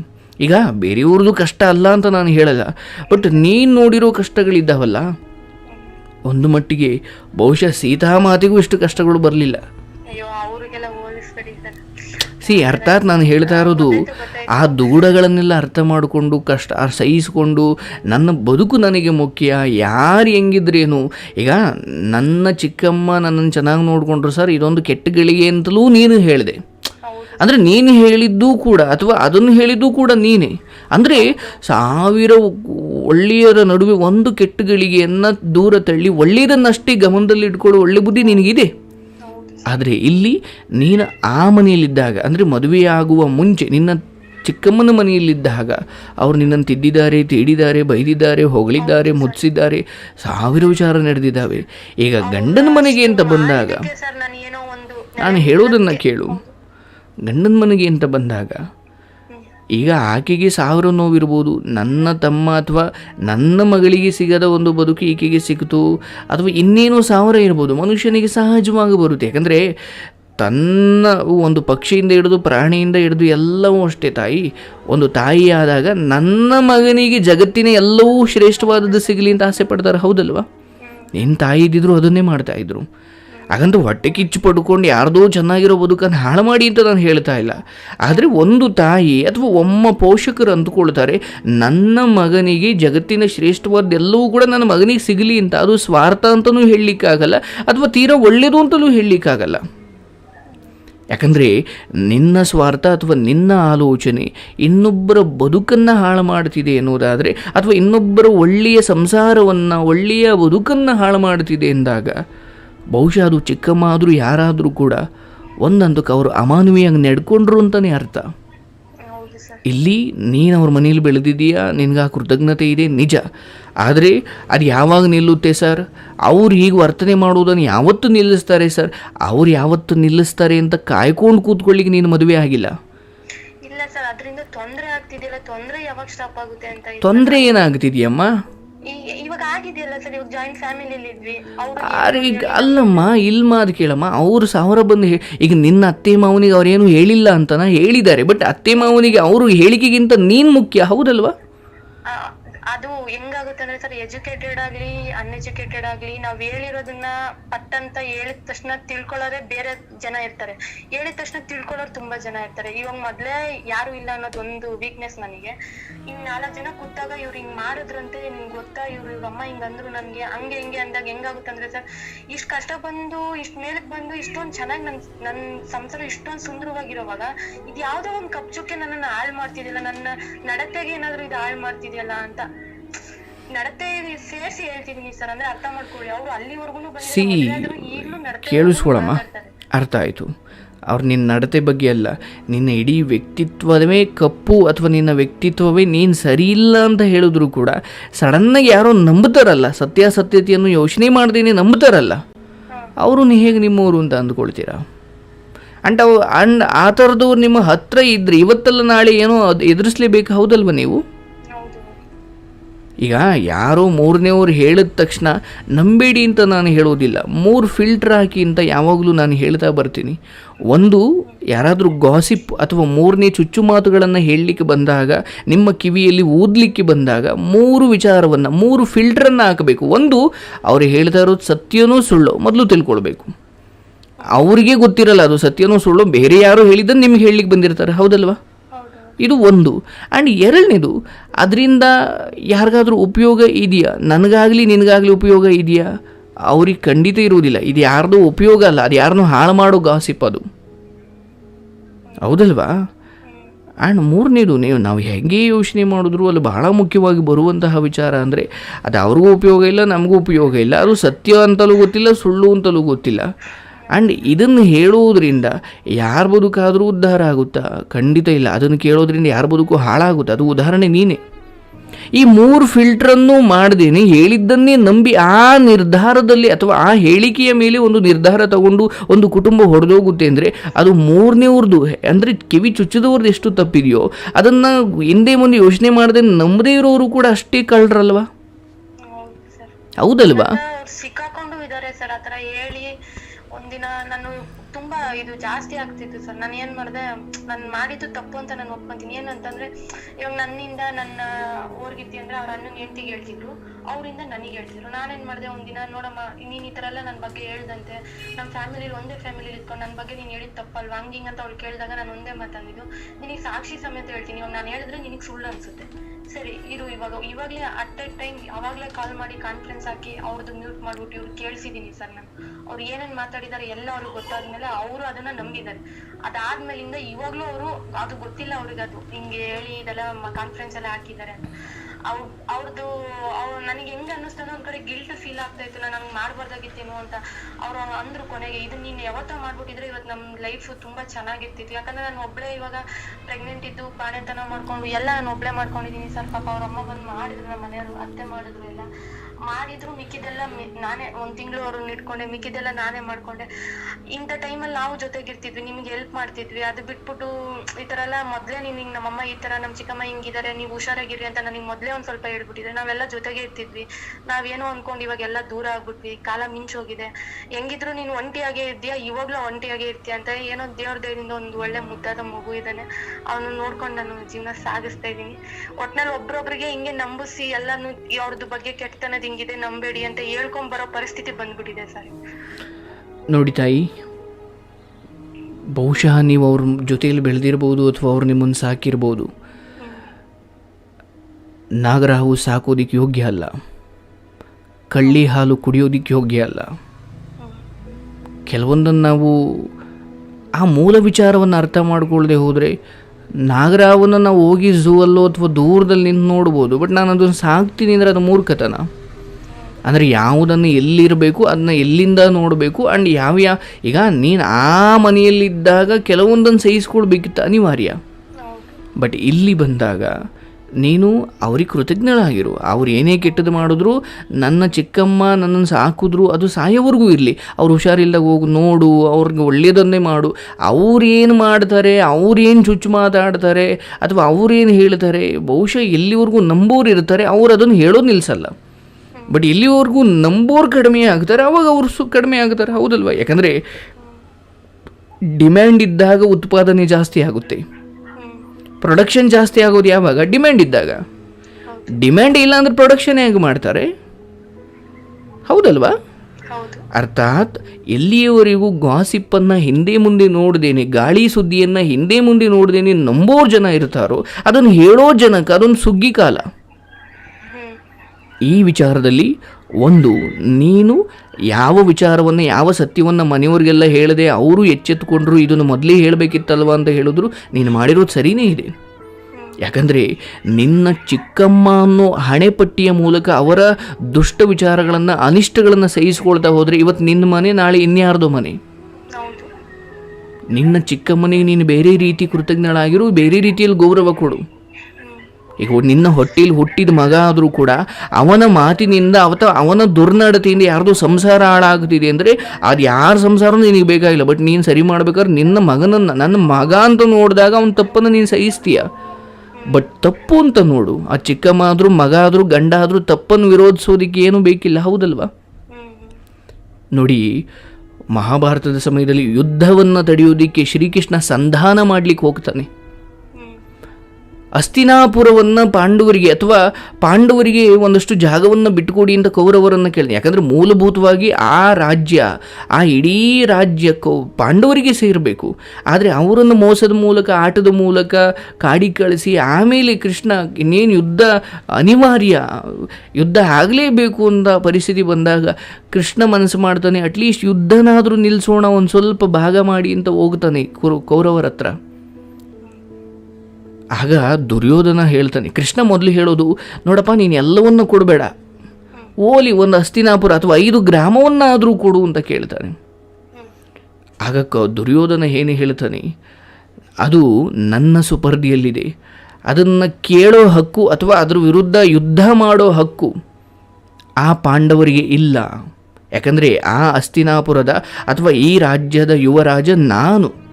ಹಾಗಾಗಿ ಹೋರಾಟ ಮಾಡೋ ಹಕ್ಕು ಅಥವಾ ಇದರ ವಿರುದ್ಧ ಯುದ್ಧ ಮಾಡೋ ಹಕ್ಕು ಆ ಪಾಂಡವರಿಗಿಲ್ಲ. ಯಾಕಂದರೆ ಅವ್ರು ರಾಜರಲ್ಲ, ನಾನು ರಾಜ. ಆಗ ಕೃಷ್ಣ ಹೇಳ್ತಾನೆ, ಹೋರಾಟ ಮಾಡಲಿಕ್ಕೆ ಅಥವಾ ಕೆಟ್ಟದ್ದರ ವಿರುದ್ಧ ತಿರುಗಿ ನಿಲ್ಲಲಿಕ್ಕೆ ರಾಜನೇ ಆಗಬೇಕಾಗಿಲ್ಲ, ಯಾರು ಬೇಕಾದರೂ ನಿಲ್ಬೋದಂತೆ. ಈಗ ಯಾರಿಗೂ ರೋಡಲ್ಲಿ ಹೋಗ್ತಾ ಇರ್ತೀಯ, ಯಾರೋ ಪಾಪ ಎಳ್ನೀರು ಮಾರೋನೋ, ಬಳೆ ಮಾರೋ ಅಮ್ಮನನ್ನು ಅಥವಾ ಚಿಕ್ಕ ಬೀದಿ ವ್ಯಾಪಾರಿಯನ್ನು, ಅಜ್ಜಿನೋ ಯಾರೋ ಹಿಡ್ಕೊಂಡು ಉಳ್ಳವರು ಅಂದರೆ ದುಡ್ಡಿರೋರು, ಚೆನ್ನಾಗಿರೋರು ಹೊಡಿತಾ ಇದ್ದಾರೆ ಎಂದಾಗ, ಅಯ್ಯೋ ನನ್ನ ತಾಯಿ ಅಲ್ಲ ಬಿಡು, ಅಥವಾ ನನ್ನ ಚಿಕ್ಕಪ್ಪ ಅಲ್ಲ ಬಿಡು, ಅಥವಾ ನಮ್ಮ ಅಜ್ಜಿ ಅಲ್ಲ ಬಿಡು ಅಂತ ಹೇಳಲಿಕ್ಕೆ ಮನಸ್ಸು ಬರುತ್ತಾ? ಯಾಕಂದರೆ ಕೆಟ್ಟದ್ದ ವಿರುದ್ಧ ಹೋರಾಟ ಮಾಡಲಿಕ್ಕೆ ನೀನು ಅವ್ರ ಸಂಬಂಧಿಕರೇ ಆಗಿರಬೇಕು ಅಂತ ಏನಿಲ್ವಂತೆ. ಇದು ಧರ್ಮ ಬೋಧನೆ ಮಾಡೋದು. ಅದೇ ಥರ ಇಲ್ಲಿ ನಿನ್ನ ಚಿಕ್ಕಮ್ಮನನ್ನು ನೀನು ಬೇರೆ ರೀತಿಯಿಂದ ಪ್ರೀತಿ ಮಾಡು, ಆದರೆ ಕೆಟ್ಟದ್ದನ್ನು ಕೂಡ ಅಯ್ಯೋ ನನ್ನ ಚಿಕ್ಕಮ್ಮ ಮಾಡ್ತಾ ಇದ್ದಾಳೆ ಅಂತ ಎಲ್ಲಿವರೆಗೂ ಆ ಸತ್ಯವನ್ನು ಬಯಲು ಮಾಡ್ದೇನೆ ಸಹಿಸ್ಕೊಳ್ತಾ ಹೋಗುತ್ತೀಯ, ನಿನ್ನ ಅಳುವಿಗಲ್ಲ ಅರ್ಥನೇ ಇಲ್ಲ. ಪಟ್ಟಿದ್ದೀನಿ ಸರ್, ನಾನು ಆ ಥರ ಮದುವೆ ಸ್ಟಾರ್ಟಿಂಗಲ್ಲೇ ಪ್ರಯತ್ನ ಪಟ್ಟಿದ್ದೀನಿ. ಎಲ್ಲರಿಗೂ ಹೇಳೋದೆಲ್ಲ ನನ್ನ ಬಗ್ಗೆ, ಅಯ್ಯೋ ಅವಳನ್ನ ಯಾಕೆ ಮದುವೆ ಆಗ್ತಿದ್ರು, ಅವಳು ನಡತೆ ಸರಿ ಇಲ್ಲ, ಅವ್ರ ಅಪ್ಪ ನಂಗೆ ಅವಳು, ಇವಾಗ ನೋಡು ಅವ್ರ ಅಪ್ಪ ಊರೂರಲ್ಲಿ ಒಂದೊಂದು ಮದುವೆ ಆಗಿದ್ದಾನೆ, ಅವಳು ಹಂಗಿದ್ದಾಳೆ, ನೀವ್ ಯಾಕೆ ಮದುವೆ ಆಗ್ತಿದ್ರು ಅಂತ ನಮ್ಮ ಅತ್ತೆ ಮಾವಂಗೆ ಬಂದು ಹೇಳಿದ್ದಾರೆ. ಇದಕ್ಕೆಲ್ಲ ಮೇನ್ ಕಾರಣ ನಮ್ಮ ಮನೆಯವರು ನನ್ನನ್ನು ಪೂರ್ತಿಯಾಗಿ ನಂಬಿದ್ರು. ನಂದೆಲ್ಲ ಗೊತ್ತಿತ್ತು ಅವ್ರಿಗೆ. ಅವ್ರು ಒಂದೇ ಮಾತಂದಿದ್ದು, ನನಗ್ ಗೊತ್ತೋಳು ಏನು ಅಂತ, ಹಂಗಾಗಿ ನಾನು ಮದ್ವೆ ಆಗಿದ್ದೀನಿ, ನೀವ್ ಯಾರು ತಲೆ ಕೆಡ್ಸ್ಕೊಬೇಡಿ ಅಂತ ಒಂದ್ ಮಾತಂದ್ರು. ನಾನು ಅದನ್ನೆಲ್ಲ ಅವತ್ತೇ ನನ್ನ ಅಮ್ಮನ ಹತ್ರ, ನಮ್ಮ ಚಿಕ್ಕಮ್ಮ ಹತ್ರನೂ ಹೋಗಿದ್ದೀನಿ. ನಿನಗ್ ಏನಮ್ಮ ಬೇಕು, ಇವಾಗ ನನ್ ಲೈಫ್ ಹಾಳಾಗ್ಬೇಕಾ ಅಥವಾ ನಾನು ಇರಬಾರ್ದ ನಿನ್ ಮುಂದೆ, ನಾನು ನಿನಗ್ ಬೇಡ ಅನ್ನೋದಕ್ಕೆ ನಾನು ಮನೆ ಬಿಟ್ಟು ಹೋಗಿದ್ದೀನಿ, ನಿನ್ ಕಣ್ಣಿ ಕಂಡಂಗೂ ಹೋಗಿದ್ದೀನಿ. ಇವಾಗ ಈ ಮದ್ವೆ ಆಗ್ತಿದೆ, ಇದನ್ನು ನೀನ್ ತಡೀತಾ ಇದೀಯ ಅಂದ್ರೆ ಇನ್ನು ಏನ್ ನಿನ್ನ ಅನ್ಕೊಂತೀನಿ ಅಂದ್ರೆ ಮಾತೇ ಆಡಲ್ಲ ಸರ್. ಏನು ನೋಡಮ್ಮ, ಇಲ್ಲಿ ಕೇಳಿಸ್ಕೊಡಮ್ಮ, ಇಲ್ಲಿ ಬಹುಶಃ ನಿನ್ನ ಜ್ಞಾನದ ಮಟ್ಟ ಸರಿಯಿಲ್ಲ. ಯಾಕಂದರೆ ನೀನು ಯಾವುದಕ್ಕೆ ಮನ್ನಣೆ, ನಿನ್ನ ಗಂಡ ಅಷ್ಟು ರಾಜಾರೋಷವಾಗಿ ಹೇಳಿದ್ರು, ನಿನ್ನ ಅತ್ತೆ ಮಾವ ಅದೆಲ್ಲವನ್ನು ಮೀರಿ ನಿನ್ನನ್ನು ತಂದುಕೊಂಡ್ರು, ನಿನ್ನ ಗಮನ ನಾಯಿ ಚರಂಡಿ ಕಡೆ ಹೋದಂಗೆ ನಿನ್ನ ಗಮನ ಅಲ್ಲೇ ಹೋಗ್ತಾ ಇದೆ. ಒಂದು ಕರುಣೆ ಸರ್. ಅರೆ ತಾಯಿ, ಎಂಥ ಕರುಣೆ ನಮ್ಮ ಅದು? ನೋ ನೋ, ಇದಕ್ಕಿಲ್ಲಿ ಮಹತ್ವ ಇಲ್ಲ, ಮಹತ್ವ ಇಲ್ಲ, ಮಹತ್ವ ಇಲ್ಲ. ಬಿಟ್ಟೋದ್ರಲ್ಲ ಅವ್ರು, ಎಲ್ಲೂ ಇದಾರೆ, ಏನ್ ಮಾಡ್ತಿದಾರೆ ಅಂತ ಗೊತ್ತಿಲ್ಲ, ಅರೆ ಜೀವನ ಕೊಟ್ಟಿದ್ದಾರೆ ಅನ್ನೋದೊಂದು ಕರುಣೆ ಅಷ್ಟೇ. ಅದು ಖಂಡಿತ ಅದು ತಪ್ಪಮ್ಮ. ನೀನು ಯೋಚನೆ ಮಾಡ್ತಿರೋ ರೀತಿ ತಪ್ಪು. ಮೊದಲು ನಿನ್ನ ಬದುಕಲ್ಲಿರೋ, ನಿನ್ನ ನಂಬಿಕೆ ಇಟ್ಟುಕೊಂಡಿರೋ ಜನರನ್ನು ಉಳಿಸ್ಕೊ. ಎಲ್ಲಿವರೆಗೂ ನಿನ್ನ ಗಮನ, ನಿನ್ನ ಮಹತ್ವ, ನಿನ್ನ ಸಂಸಾರ, ಅರ್ಥಾತ್ ನಿನ್ನ ನಂಬ್ತಾ ಇದ್ದಾರೆ ಅವರು. 1000 ಜನ ಹೇಳಿದ್ರು ಅತ್ತೆ ಮಾವ ದೇವರಂಗೆ ನಡ್ಕೊಳ್ತಾ ಇದ್ದಾರೆ, ಗಂಡ ನಂಬಿಕೆಯಿಂದ ನಡ್ಕೊಳ್ತಾ ಇದ್ದಾರೆ. ಬಟ್ ನಿನ್ನ ಗಮನ ಕೃತಜ್ಞತೆಯ ಹೆಸರಲ್ಲಿ ಅಲ್ಲ ಹಾಳಾಗ್ತಿದೆ. ನೀನು ಅಂದ್ಕೊಂಡಿದೀಯ ನಾನು ಈ ಮೂಲಕ ಕೃತಜ್ಞತೆ ತೋರಿಸ್ತಾ ಇದ್ದೀನಿ, ಭಾಳ ದೊಡ್ಡ ತಪ್ಪು ಮಾಡ್ತಾ ಇದೀಯ. ಆ್ಯಂಡ್ ಎಷ್ಟೋ ಸಾರಿ ಯೋಗವೋ ಯೋಗ್ಯತೆಯೋ ಭಗವಂತ ಒಳ್ಳೆಯದನ್ನು ಕೊಟ್ಟರೂ ಕೂಡ ಈ ಥರ ಕೆಟ್ಟ ಯೋಚನೆ ಮಾಡಿ ಈ ರೀತಿ ಬೇಡದ ಕಡೆ ಗಮನ ಕೊಟ್ಟು ಬದುಕನ್ನು ಹಾಳು. ಯಾಕಂದರೆ ಈಗ ಒಂದು ನಾಯನ್ನು ತಗೊಂಡೋಗಿ ಸಿಂಹಾಸನದ ಮೇಲೆ ಕೂರಿಸಿದ್ರು ಕೂಡ ಆದರೂ ರಾಜಂತರ ಯೋಚನೆ ಮಾಡ್ದೇನೆ ತಿಪ್ಪೆ ಮೇಲೇ ಯೋಚನೆ ಮಾಡಿದ್ರೆ ಅದು ಯಾರು ತಪ್ಪು? ಅರ್ಥ ಆಯ್ತಾ? ನಾನು ಹೇಳ್ತಾ ಇರೋದು, ನಿನ್ನ ಚಿಕ್ಕಮ್ಮನನ್ನು ನೀನು ಬೇರೆ ರೀತಿ ನಿನ್ನ ಸಂಸಾರದ ಒಳಗಡೆ ಬಂದು ನಿನ್ನನ್ನು ಅಪನಂಬಿಕೆ ಹುಟ್ಟಿಸೋ ಥರ ನೀನು ಅವ್ರಿಗೆ ಜಾಗನೇ ಕೊಡಬೇಡ ಅಷ್ಟೊಂದು. ಇಲ್ಲ ಸರ್, ನಾನು ಬಿಟ್ಟಿದ್ದೀನಿ. ಅವ್ರು ನನ್ನ ನಮ್ಮ ಚಿಕ್ಕಪ್ಪ ಅನ್ನೋದಂತೂ ಬಿಟ್ಟೇ ಬಿಟ್ಟಿದ್ದಾರೆ. ಅವ್ರು ನನ್ನ ಮಾತಾಡ್ಸೋದು ಇಲ್ಲ. ಇಷ್ಟು ಸಾಕಿ ಎಷ್ಟು ಚೆನ್ನಾಗಿ ನನಗೆಲ್ಲ ಇದು ಮಾಡಿದ್ರು. ಇವತ್ತು ಯಾರು ಹೆಲ್ಪ್ ಮಾಡಲಿಲ್ಲ. ಅವ್ರು ಮದ್ವೆ ಮನೇಲಿ ಹಂಗೆ ಬಿಟ್ಟೋದ್ರು. ಅವರು ಬಿಟ್ಟಿದ್ದೀನಿ. ಪಾಪ ಅವ್ರು ಏನೂ ಮಾತಾಡಿಲ್ಲ. ಅವ್ರದ್ದಾಯ್ತು, ಹೆಂಗೋ ಇದೆಯಾ ಇರು ಚೆನ್ನಾಗಿ ಅಂದ್ರು. ಅಮ್ಮನೂ ಬಿಟ್ಟಿದ್ದಾರೆ, ಚಿಕ್ಕಮ್ಮನೂ ಬಿಟ್ಟಿದ್ದಾರೆ. ಅವ್ರು ನಾನು ಇವಾಗ್ಲೂ ಬಾಯ್ ತುಂಬಾ ಅಮ್ಮ ಅಂತಾನೆ ಅವ್ರನ್ನೂ ಬಿಟ್ಟಿದ್ದೀನಿ. ಏನು ಅಂದ್ರೆ ಹಿಂಗೆ ಯಾವ್ದನ ಫಂಕ್ಷನ್ ಅಲ್ಲಿ ಸಿಗ್ತಾರೆ. ಇಲ್ಲೇ ಸ್ವಲ್ಪ ದೂರದಲ್ಲಿ ನಮ್ಮ ಮನೆ ಹತ್ರನೇ ಇದ್ದಾರೆ. ನಾವು ಯಾವತ್ತೂ ಅವ್ರ ಮನೆಗೆ ಹೋಗಿಲ್ಲ. ಕರೀತಾರೆ, ಚೆನ್ನಾಗಿದ್ದೀರಾ? ಚೆನ್ನಾಗಿದ್ದೀವಿ. ಬರ್ತೀರಾ, ಹೋಗ್ತೀರಾ, ಈ ರೇಂಜಲ್ಲೇ ಇದೀವಿ ಸರ್ ನಾವ್ ಇನ್ನು. ನಾನು ಅಷ್ಟು ಹತ್ಕೊಳಕ್ಕೂ ಹೋಗ್ಲಿಲ್ಲ. ನಾನು ಅವ್ರನ್ನ ಏನು ಮಾಡ್ಲಿಲ್ಲ. ಕೆಲವೊಂದ್ಸತಿ ಇದೆಲ್ಲ ಬಿಟ್ಮೇಲೆ ಇವಾಗ ಈ ಒಂದು 8 ತಿಂಗಳಿಂದ ಫುಲ್ ಟೈಟ್ ಆಗ್ಬಿಟ್ಟಿದೀನಿ. ಡೈರೆಕ್ಟ್ ಆಗಿ ಮಾತಾಡಕ್ ಸ್ಟಾರ್ಟ್ ಮಾಡಿದೀನಿ, ಅನ್ನಕ್ ಸ್ಟಾರ್ಟ್ ಮಾಡಿದೀನಿ. ಇವಾಗ ಏನಾಗಿದೆ, ಇವಾಗ ಸ್ವಲ್ಪ ತಣ್ಣಗಾಗ್ತಿದೆ. ಕಂಪ್ಲೀಟ್ ಆಗಿ ತಣ್ಣಗ್ ಆಗೋ ರೇಂಜ್ ಬಂದಿದೆ. ಇನ್ನು ಏನಾದ್ರು ನೆಕ್ಸ್ಟ್ ಏನಾದ್ರು ಮಾಡಿದ್ರೆ ನಾನು ಬೇರೆ ರೀತಿಯಲ್ಲಿ ಪ್ರಯತ್ನ ಪಡ್ಬೇಕು. ನೋಡು ತಾಯಿ, ಅದು ತಪ್ಪ ಸರಿ ನೋಡು ಕೇಳಮ್ಮ, ಕಾಲ್ ಮಾಡಿ. ಇಲ್ಲಿ ಗಾಳಿಯಲ್ಲಿ ಗುದ್ದಾಟ ಬೇಡ. ಯಾವುದು ಅನಾವಶ್ಯಕವೋ ಅಥವಾ ಎಲ್ಲಿ ಸಮಸ್ಯೆ ಇಲ್ಲವೋ ಅಲ್ಲಿ ಸಮಸ್ಯೆ ಇದೆ ಅಂತ ಅಂದುಕೊಂಡು ಸುಮ್ಮನೆ ಗುದ್ದಾಟ ಮಾಡಿದ್ರೆ ಅದು ಗಾಳಿಯಲ್ಲಿ ಗುದ್ದಾಟ. ಯಾವಾಗ ನಿನ್ನ ಗಂಡ ನಿನ್ನ ಮೇಲೆ ಅನುಮಾನ ಪಡ್ತಾನೆ, ನಿನ್ನ ಅತ್ತೆ ಮಾವ ನಿನ್ನ ಮೇಲೆ ಅನುಮಾನ ಪಡ್ತಾರೆ, ಇಷ್ಟು ದುಃಖವನ್ನು ನೀನು ಅವತ್ತು ನನ್ನ ಜೊತೆ ಹಂಚ್ಕೋ. ಆದರೆ ಈಗ ನೀನು ಏನು ಮಾತಾಡ್ತಿದೆಯೋ ಅದು ಒಂದು ಅಕ್ಷರಶಃ ನಗಿಪಾಟಲ್ಲ. ಯಾಕಂದರೆ ನೀನು ಅನುಭವಿಸಿರೋ ನೋವಿಗೂ ಇವತ್ತಿರೋ ನಿನಗೆ ಈ ಪ್ರಬುದ್ಧತೆಗೂ ಸಂಬಂಧನೇ ಇಲ್ಲ. ಯಾಕಂದರೆ ಇಷ್ಟೊತ್ತಿಗೆ ನೀನು ಬೇರೆದೇ ರೀತಿಯಲ್ಲಿ ಯೋಚನೆ ಮಾಡಬೇಕಿತ್ತು. ಕೆಟ್ಟದ್ದನ್ನು ವಿರೋಧಿಸೋದಕ್ಕೆ ಸಂಬಂಧಗಳ ಅಡ್ಡ ಬರಬಾರ್ದು. ಎಲ್ಲಿವರೆಗೂ ಕೆಟ್ಟದ್ದನ್ನು ವಿರೋಧಿಸೋದಕ್ಕೋಸ್ಕರ ಸಂಬಂಧಗಳನ್ನು ಅಡ್ಡ ತಂದು ನೀವು ಬಾಯಿ ಮುಚ್ಕೊಳ್ತೀರಾ, ಅದರ ಕಹಿಯನ್ನು ಮುಂದೊಂದಿನ ನೀವೇ ಅನುಭವಿಸಬೇಕು. ನಾನಿಷ್ಟು ಮಾತ್ರ ಹೇಳ್ತೀನಿ, ಎಲ್ಲಿಯವರೆಗೂ ಈಗ ಬ್ರಹ್ಮಪುತ್ರ, ಕೃಷ್ಣ ಈ ರೀತಿ ನದಿಗಳಿದ್ದಾವೆ ಗೊತ್ತಾ ನಿಮಗೆ? ಬ್ರಹ್ಮಪುತ್ರ, ಗಂಗಾ, ಕೃಷ್ಣ, ಗೋದಾವರಿ ಇವೆಲ್ಲವೂ ಸ್ವಯಂ ಕೇವಲ ನದಿಗಳಾಗಿ ಹರಿಯಬೇಕಾದ ಸಮಯದಲ್ಲಿ ಅವು ಗಂಗಾಪುತ್ರ, ಬ್ರಹ್ಮ ಅಂತ ಕರೆಸ್ಕೊಳ್ತವೆ. ಬಟ್ ಅವೆಲ್ಲವೂ ಅಂತಿಮವಾಗಿ ಹೋಗಿ ಸೇರೋದಿಲ್ಲಿ ಸಮುದ್ರದಲ್ಲಿ, ಬಂಗಾಳ ಕೊಲ್ಲಿ ಅಥವಾ ಹಿಂದೂ ಮಹಾಸಾಗರಕ್ಕೆ ಅವು ಸೇರ್ಕೊಳ್ತವೆ. ಹೌದಲ್ವಾ? ನೀನು ಹಿಂದೂ ಮಹಾಸಾಗರದಲ್ಲಿ ಹೋಗ್ಬಿಟ್ಟು ಇದು ಗಂಗಾ, ಇದು ಯಮುನಾ, ನೀನು ಆ ಸಾಗರವನ್ನು ಸಾಗರ ಅಂತ ಮಾತ್ರ ಕರಿತೀವಿ. ಅದರೊಳಗಡೆ ನೀನು ನದಿಯನ್ನು ಗುರುತಿಸ್ಲಿಕ್ಕೆ ಆಗುವುದಿಲ್ಲ. ಹೌದು, ಆ ನದಿಯ ನೀರುಗಳು ಬಂದು ಸೇರ್ಕೊಂಡಿದ್ದಾವೆ ನಿಜ. ಬಟ್ ಆ ಸೇರ್ಕೊಂಡಾದ್ಮೇಲೆ, ಸಂಗಮವಾದ ಮೇಲೆ ನಾವು ಅದನ್ನು ನದಿಯಾಗಿ ಬಿಡಿಯಾಗಿ ಗುರುತಿಸೋದಿಲ್ಲ. ಅದನ್ನು ಸಮುದ್ರ ಅಂತ ಪರಿಗಣಿಸ್ತೀವಿ. ಹೌದಲ್ವಾ? ಅದೇ ಥರ ನಾವು ಎಲ್ಲೋ ಒಂದು ಕಡೆ, ನೀನು ತವ್ರ ಮನೆಯಲ್ಲಿ ಅಥವಾ ಚಿಕ್ಕಮ್ಮನ ಮನೆಯಲ್ಲಿದ್ದಾಗ ನೀನು ಗಂಗಾ, ಕಾವೇರಿ ನೀನು ಹೆಂಗೆ ಹರಿತಾ ಇದ್ದೋ ಹಂಗೆ. ಬಟ್ ಇಲ್ಲಿ ನೀನು ಒಂದು ಸಂಸಾರದಲ್ಲಿ ಸಂಗಮವಾದಾಗ ನಾನು ಅಲ್ಲೇ ನೀರು, ನಾನು ಅಲ್ಗೊಂಚೂರು ಗಮನ ಕೊಡ್ತೀನಿ ಅಂತ ಹೇಳಲಿಕ್ಕಾಗಲ್ಲ. ನೀನೀಗ ನಿನ್ನನ್ನು ನಾನು ಸಮುದ್ರ ಅಂತ ಪರಿಗಣಿಸಬೇಕಾಗುತ್ತೆ. ಇಲ್ಲ ನಾನು ಅಲ್ಲೇ ಹಂಗೆ ಹರಿತೀನಿ ಅಂತ ಹೋದರೆ ಅದು ಸಾಧ್ಯನೇ ಇಲ್ಲ. ಯಾಕಂದರೆ ಅಗಾಧವಾದ ಸಮುದ್ರದಲ್ಲಿ ನೀನೇನು ಪ್ರತ್ಯೇಕವಾಗಿ ಗುರುತಿಸ್ಕೊಳ್ಳಿಕ್ಕೆ ಹೋದರೆ ನೀನು ಎಲ್ಲರಿಂದ ಬೇರೆ ಆಗಿಬಿಡ್ತೀಯ. ಹೇಗೆ ನದಿಗಳು ಹರಿಬೇಕಾದರೆ ಒಂದೊಂದು ಹೆಸರಿನಿಂದ ಗುರುತಿಸ್ಕೊಳ್ತಾವೆ. ಬಟ್ ಅಂತಿಮವಾಗಿ ಒಂದು ಕಡೆ ಎಲ್ಲವೂ ಸೇರಿದಾಗ ಅಲ್ಲಿ ಹೆಸರುಗಳು ಮಾಯಾಗಿ ಸಮುದ್ರ ಅಂತ ಕರೆಯಲ್ಪಡುತ್ತೆ. ಮೂಲಭೂತವಾಗಿ ನೋಡ್ತಾ ಹೋದರೆ ಆ ಸಮುದ್ರ ಅಂದರೆ ಅನೇಕ ನದಿಗಳು ಸೇರಿನೇ ಸಮುದ್ರ. ಬಟ್ ಅಲ್ಲಿ ನದಿಗಳನ್ನು ನಾವು ಗುರುತಿಸೋ ಪ್ರಯತ್ನ ಕೂಡ ಮಾಡೋದಿಲ್ಲ. ಯಾಕಂದರೆ ಅದನ್ನು ಅಗಾಧವಾದ ಅಥವಾ ಅನಂತವಾದ ಸಮುದ್ರ ಅಂತ ಕರಿತೀವಿ. ಅರ್ಥಾತ್ ನೀನು ಎಲ್ಲಿ ಸಂಗಮವಾಗ್ತೀಯ ಅನ್ನೋದು ಬಹಳ ಮುಖ್ಯ. ನೀನು ಸ್ವತಂತ್ರವಾಗಿ ಹರಿಯೋ ಸಮಯದಲ್ಲಿ ಸ್ವತಂತ್ರವಾಗಿ ಹರಿದಿದ್ದೀಯ.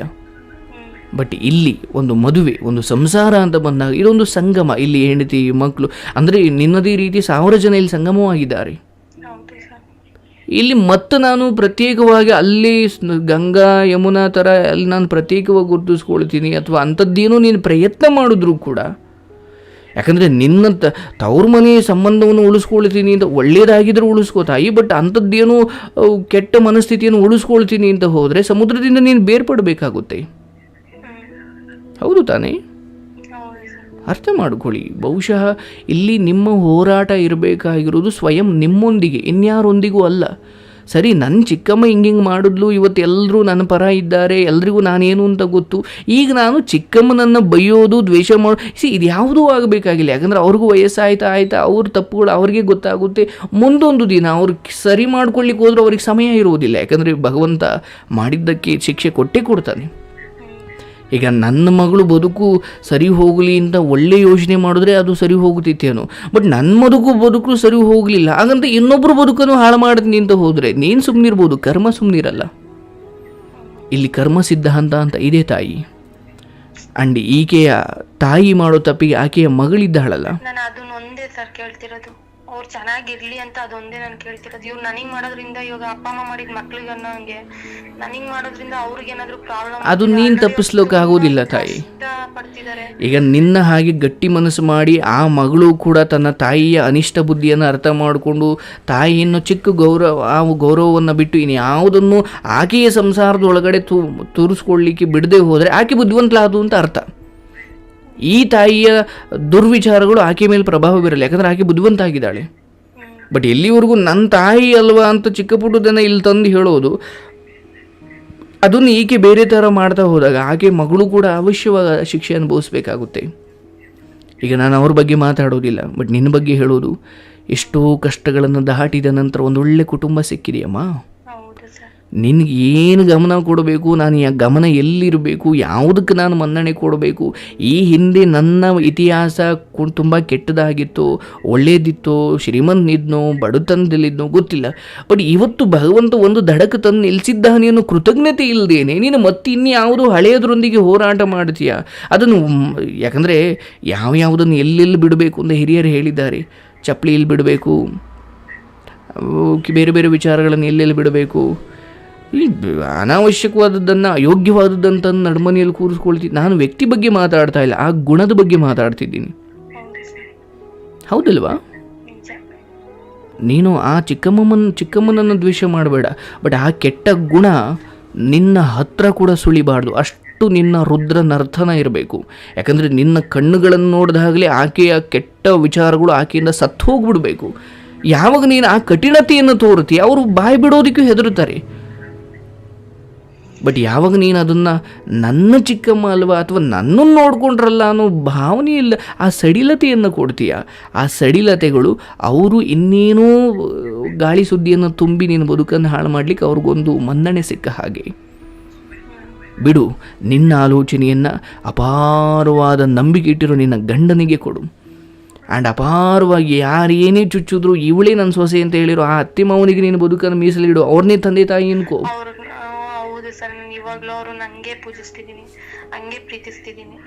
ಯೋಚನೆ ಮಾಡಮ್ಮ, ನಿನ್ನ ಇಷ್ಟು ದುರಂತ ಬದುಕನ್ನು ಎಲ್ಲವನ್ನು ಬದಿಗಿರಿಸಿ ನಿನ್ನ ಬದುಕನ್ನು ನಂಬಿಕೆಯನ್ನು ತಳಹದಿಯ ಮೇಲೆ ಕಟ್ಟಲಿಕ್ಕೆ ಅವಕಾಶ ಮಾಡಿಕೊಟ್ಟಿದ್ದಾರೆ ಅಂದರೆ ಎಂಥ ಲಕ್ಕಿ, ಎಂಥ ಅದೃಷ್ಟವಂತೆ ನೀನು. ಯಾಕಂದರೆ ಫಸ್ಟ್ ಆಫ್ ನಿನ್ನ ಬದುಕಿನ ಮೊದಲ ಅರ್ಧ ಬಹುತೇಕ ಅನ್ಯಾಯಗಳಲ್ಲೇ ಮುಗಿದು ಹೋಯಿತು. ಬಟ್ ಇಲ್ಲಿ ನಿನಗೊಂದು ನೆಲೆ ಕೊಟ್ಟಿದ್ದಾನೆ. ಆದರೆ ಭಗವಂತ ಪರೀಕ್ಷೆ ಮಾಡ್ತಾನೆ ಎಂಥವ್ರಿಗೂ ಕೂಡ. ನೀನು ಯಾರ್ದೋ ಮೇಲೆ ಹೋಗಿ ಯುದ್ಧ ಮಾಡಬೇಕಾಗಿಲ್ಲ, ಬಟ್ ಮನೆಯಲ್ಲೇ ಕೂತು ಯಾವುದೋ ಬೇಡದ ವಿಚಾರ ಯೋಚನೆ ಮಾಡಿದ್ರು ಕೂಡ ಮುಂದೊಂದು ದಿನ ನೀನು ಎಲ್ಲರಿಂದ ದೂರ ಆಗ್ತೀಯ. ಯಾಕಂದರೆ ಎಷ್ಟು ನಂಬಿಕೆ ಇಟ್ಟರೂ ಕೂಡ ಇವಳು ಇನ್ಯಾವುದೋ ಯೋಚನೆ ಮಾಡಿಕೊಂಡು ನನ್ನ ಮನೆ ನೆಮ್ಮದಿ ಹಾಳು ಮಾಡ್ತಿದ್ದಾಳೆ ಅಂದಾಗ ಮನೆಯವರು ನಿನ್ನ ವಿರುದ್ಧ ಯೋಚನೆ ಮಾಡ್ಲಿಕ್ಕೆ ಶುರು ಮಾಡ್ತಾರೆ.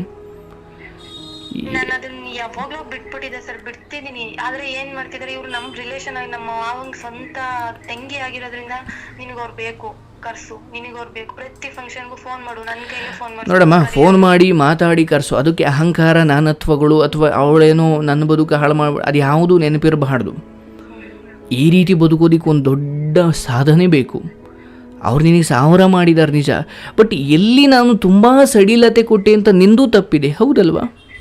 ಅವ್ರದ್ದು ಮಾತ್ರ ಅಲ್ಲ, ನಿಂದೂ ತಪ್ಪಿದೆ. ಇವತ್ತು ನೀನು ಬದುಕಲ್ಲಿ ಏನೇನಿದ್ದೀಯೋ ಅದೆಲ್ಲದಕ್ಕೂ ನೀನೂ ಕಾರಣ. ಮೊದಲು ಇದನ್ನು ಅರ್ಥ ಮಾಡ್ಕೊ. ಓಕೆ, ಪ್ರೀತಿಯಿಂದ ಕರೆಯೋದು ನಿನ್ನ ಧರ್ಮ. ಯಾಕಂದರೆ ಈ ಸಮಯದಲ್ಲಿ ಆಕೆ ಯಾವುದೋ ಒಂದೆರಡು ತಪ್ಪನ್ನು ಮುಖ್ಯವಾಗಿಟ್ಟುಕೊಂಡು ಆಕೆ ಸಲಹಿದ್ದನ್ನು ನೀನು ಮರೆತರೆ, ಒಂದು ಫೋನ್ ಮಾಡಲಿಕ್ಕೂ ನೀನು ಹಿಂದೆ ಮುಂದೆ ನೋಡಿದ್ರೆ ಅದು ನೀನೇನು ಅಂತ ತೋರಿಸುತ್ತೆ ಅಷ್ಟೇ. ನಾನು ಹೇಳ್ತಾ ಇರೋದು ವ್ಯಕ್ತಿ ಜೊತೆ ಹೋರಾಡಬೇಡಿ, ಆ ಕೆಟ್ಟ ಗುಣದ ಜೊತೆ ಹೋರಾಡಿ. ವ್ಯಕ್ತಿ ಜೊತೆ ಪ್ರೀತಿ ಇಟ್ಕೊಳ್ಬೇಡಿ, ಆ ಒಳ್ಳೆಯ ಗುಣದ ಜೊತೆ ಪ್ರೀತಿ ಇಟ್ಕೊಳ್ಳಿ. ಆ ಒಳ್ಳೆಯ ಗುಣ ಎಲ್ಲಿವರೆಗೂ ಇರುತ್ತೋ ನೀವು ಅವ್ರ ಜೊತೆ ಇರಿ. ಯಾವಾಗ ಒಳ್ಳೆಯ ಗುಣ ಮಾಯ ಆಗುತ್ತೋ ಅಲ್ಲಿಂದ ನೀವು ಮಾಯ ಆಗಬೇಕು. ಹೌದಲ್ವಾ? ಇದು ಬದುಕಿನ ಸೂತ್ರ. ಕರೋನಾ ಬಂದ ಸಮಯದಲ್ಲಿ ಹೇಳ್ತಾ ಇದ್ದರು, ನೀವು ರೋಗಿ ಜೊತೆ ಹೋರಾಡಬೇಡಿ, ರೋಗದ ಜೊತೆ ಹೋರಾಡಿ ಅಂತ. ಯಾಕಂದರೆ ಕರೋನಾ ಬಂದಿರೋರನ್ನ ಒಂಥರ ಮನೆಯೊಳಿಗೂ ಅಥವಾ ಊರೊಳಿಗೆ ಸೇರಿಸದೇ ಇರೋ ಪರಿಸ್ಥಿತಿ ಬಂದಾಗ ಈ ಪದವನ್ನು ಬಳಸಿದ್ರು. ನೀವು ಹೋರಾಡಬೇಕಾಗಿರೋದು ಆ ವ್ಯಕ್ತಿ ಜೊತೆ ಅಲ್ಲ, ಅವನೊಳಗಡೆ ಇರೋ ರೋಗದ ಜೊತೆ. ಆ ವ್ಯಕ್ತಿಗೆ ಪ್ರೀತಿ ಕೊಡಿ, ಆ ರೋಗವನ್ನು ದ್ವೇಷಿಸಿ. ಅದು ಬರ್ದಂಗೆ ನೀವೇನು ಮಾಡ್ಬೇಕು ಅದನ್ನು ತಡೀರಿ. ನೀವು ಆ ವ್ಯಕ್ತಿಯನ್ನೇ ಊರಿಂದ ಆಚೆ ಇಟ್ಬಿಟ್ರೆ ಅದೆಂಥ ಅಮಾನವೀಯತೆ ಅದು. ಹಾಗಾಗಿ ಮನುಷ್ಯ ಎಲ್ಲಿಯವರೆಗೂ ಕೇವಲ ಒಂದು ತಪ್ಪನ್ನು ಮುಂದೆ ಇಟ್ಕೊಂಡು, ನೋಡಮ್ಮ, ಆ ಒಂದು ತಪ್ಪು ನಿನ್ನ ಸಂಸಾರವನ್ನು ಹಾಳು ಮಾಡ್ದಂಗೆ ಫಿಲ್ಟ್ರ್ ಮಾಡ್ಕೊಳ್ಳೋದು, ಒಂದು ಬೇಲಿ ಹಾಕೊಳ್ಳೋದು ನಿನ್ನ ಬುದ್ಧಿವಂತಿಕೆ. ಆದರೆ ಆ ಒಂದು ತಪ್ಪನ್ನು ಇಟ್ಕೊಂಡು ಇಡೀ ವ್ಯಕ್ತಿಯನ್ನು ನೀನು ಸ್ವಲ್ಪ ದೂರ ಇಡ್ತೀಯ ಅನ್ನೋದಾದರೆ ಅದು ನೀನೇನು ಅಂತ ತೋರಿಸುತ್ತೆ. ನೋಡಮ್ಮ, ಇವೆಲ್ಲ ಬಹಳ ಸೂಕ್ಷ್ಮ ವಿಚಾರಗಳು. ಇದನ್ನು ಯಾರೋ ಬಿಡಿಸಿ ಹೇಳೋದಿಲ್ಲ ನಿಮಗೆ. ಆದರೆ ನಾನು ಈ ಸಮಯದಲ್ಲಿ ಹೇಳ್ತಾ ಇದ್ದೀನಿ, ನಿನ್ನ ಗಂಡ ನಿನ್ನ ಮೇಲೆ ನಂಬಿಕೆ ಇಕ್ಕಿದ್ದಾರೆ. ಈಗ ದೇವಸ್ಥಾನಕ್ಕೆ ಹೋಗೋ ದೇವರನ್ನು ಪ್ರೀತಿ, ದೇವ್ರ ಹತ್ರ ವರ ಕೇಳಲಿಕ್ಕೆ ಅಥವಾ ದೇವರನ್ನು ನೋಡಲಿಕ್ಕೆ, ನೀನು ಪೂಜಾರಿ ನೋಡಲಿಕ್ಕಲ್ಲ. ಹಾಗಾಗಿ ನಿನ್ನ ಗಂಡ, ನಿನ್ನ ಅತ್ತೆ ಮಾವ ಅನ್ನೋ ದೇವರೇ ನಿನಗೆ ವರ ಕೊಟ್ಟಿರ್ಬೇಕಾದ್ರೆ ನೀನು ದೇವಸ್ಥಾನದ ಬಗ್ಗೆ, ಪೂಜಾರಿ ಬಗ್ಗೆ ಮಾತಾಡ್ಕೊಂಡು ಕೂತ್ಕೊಂಡ್ರೆ ಅದಕ್ಕೆ ಅರ್ಥ ಇಲ್ಲ. ಗರ್ಭಗುಡಿಯಲ್ಲಿರೋ ದೇವರೇ ನಿನ್ನ ಪರ ಇದ್ದಾನೆ, ಹೌದಲ್ವಾ? ಬಟ್ ಮನುಷ್ಯನ ದುರಾದೃಷ್ಟವಶಾತ್ ಅವನು ಒಳಗಿನ ಗರ್ಭಗುಡಿಯಲ್ಲಿನ ದೇವರು ನೋಡೋದು ಬಹಳ ಕಡಿಮೆ. ಬಟ್ ಆಚೆಗಿನ ದೇವಸ್ಥಾನದ ವಿನ್ಯಾಸವನ್ನು ನೋಡಿ ಅವನು ತುಂಬ ಚೆನ್ನಾಗಿದೆ ಅಥವಾ ಚೆನ್ನಾಗಿಲ್ಲ ಅಂದ್ಬಿಡ್ತಾನಂತೆ.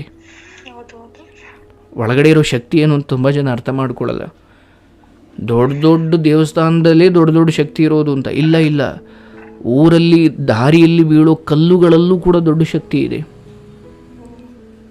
ಹೌದು ತಾನೇ?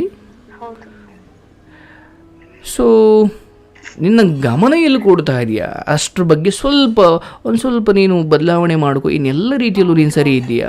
ಆ್ಯಂಡ್ ನಿನ್ನ ಗಮನ ನನಗೆ ಇವತ್ತು ಕ್ಲಿಯರ್ ಆಯ್ತು. ನಾನು ಮಾಡ್ತಿದ್ದೀನಿ, ತಪ್ಪು ಮಾಡೋದು ಅನ್ನೋದೊಂದು ಭಾವನೆ ಇತ್ತು. ಈಗ ನೀನು ಕ್ಲಿಯರ್ ಆಯ್ತು. ನದಿ ಅಲ್ಲ, ನೀನೀಗ ಸಮುದ್ರ, ಹೌದಲ್ವಾ? ಚಿಕ್ಕ ನದಿಯಾಗಿದ್ದಾಗ ನೀನು ಚಿಕ್ಕ ಪುಟ್ಟ ಜವಾಬ್ದಾರಿಯನ್ನಷ್ಟೇ ಹೊತ್ಕೊಂಡಿದ್ದೆ. ಆದರೆ ಒಂದು ಸಾಗರ ಆದಾಗ, ಸಾಗರ ಎಷ್ಟು ವಿಶಾಲವೋ ನಿನ್ನ ಯೋಚನೆಯೂ ಕೂಡ ಅಷ್ಟೇ ವಿಶಾಲವಾಗಬೇಕು.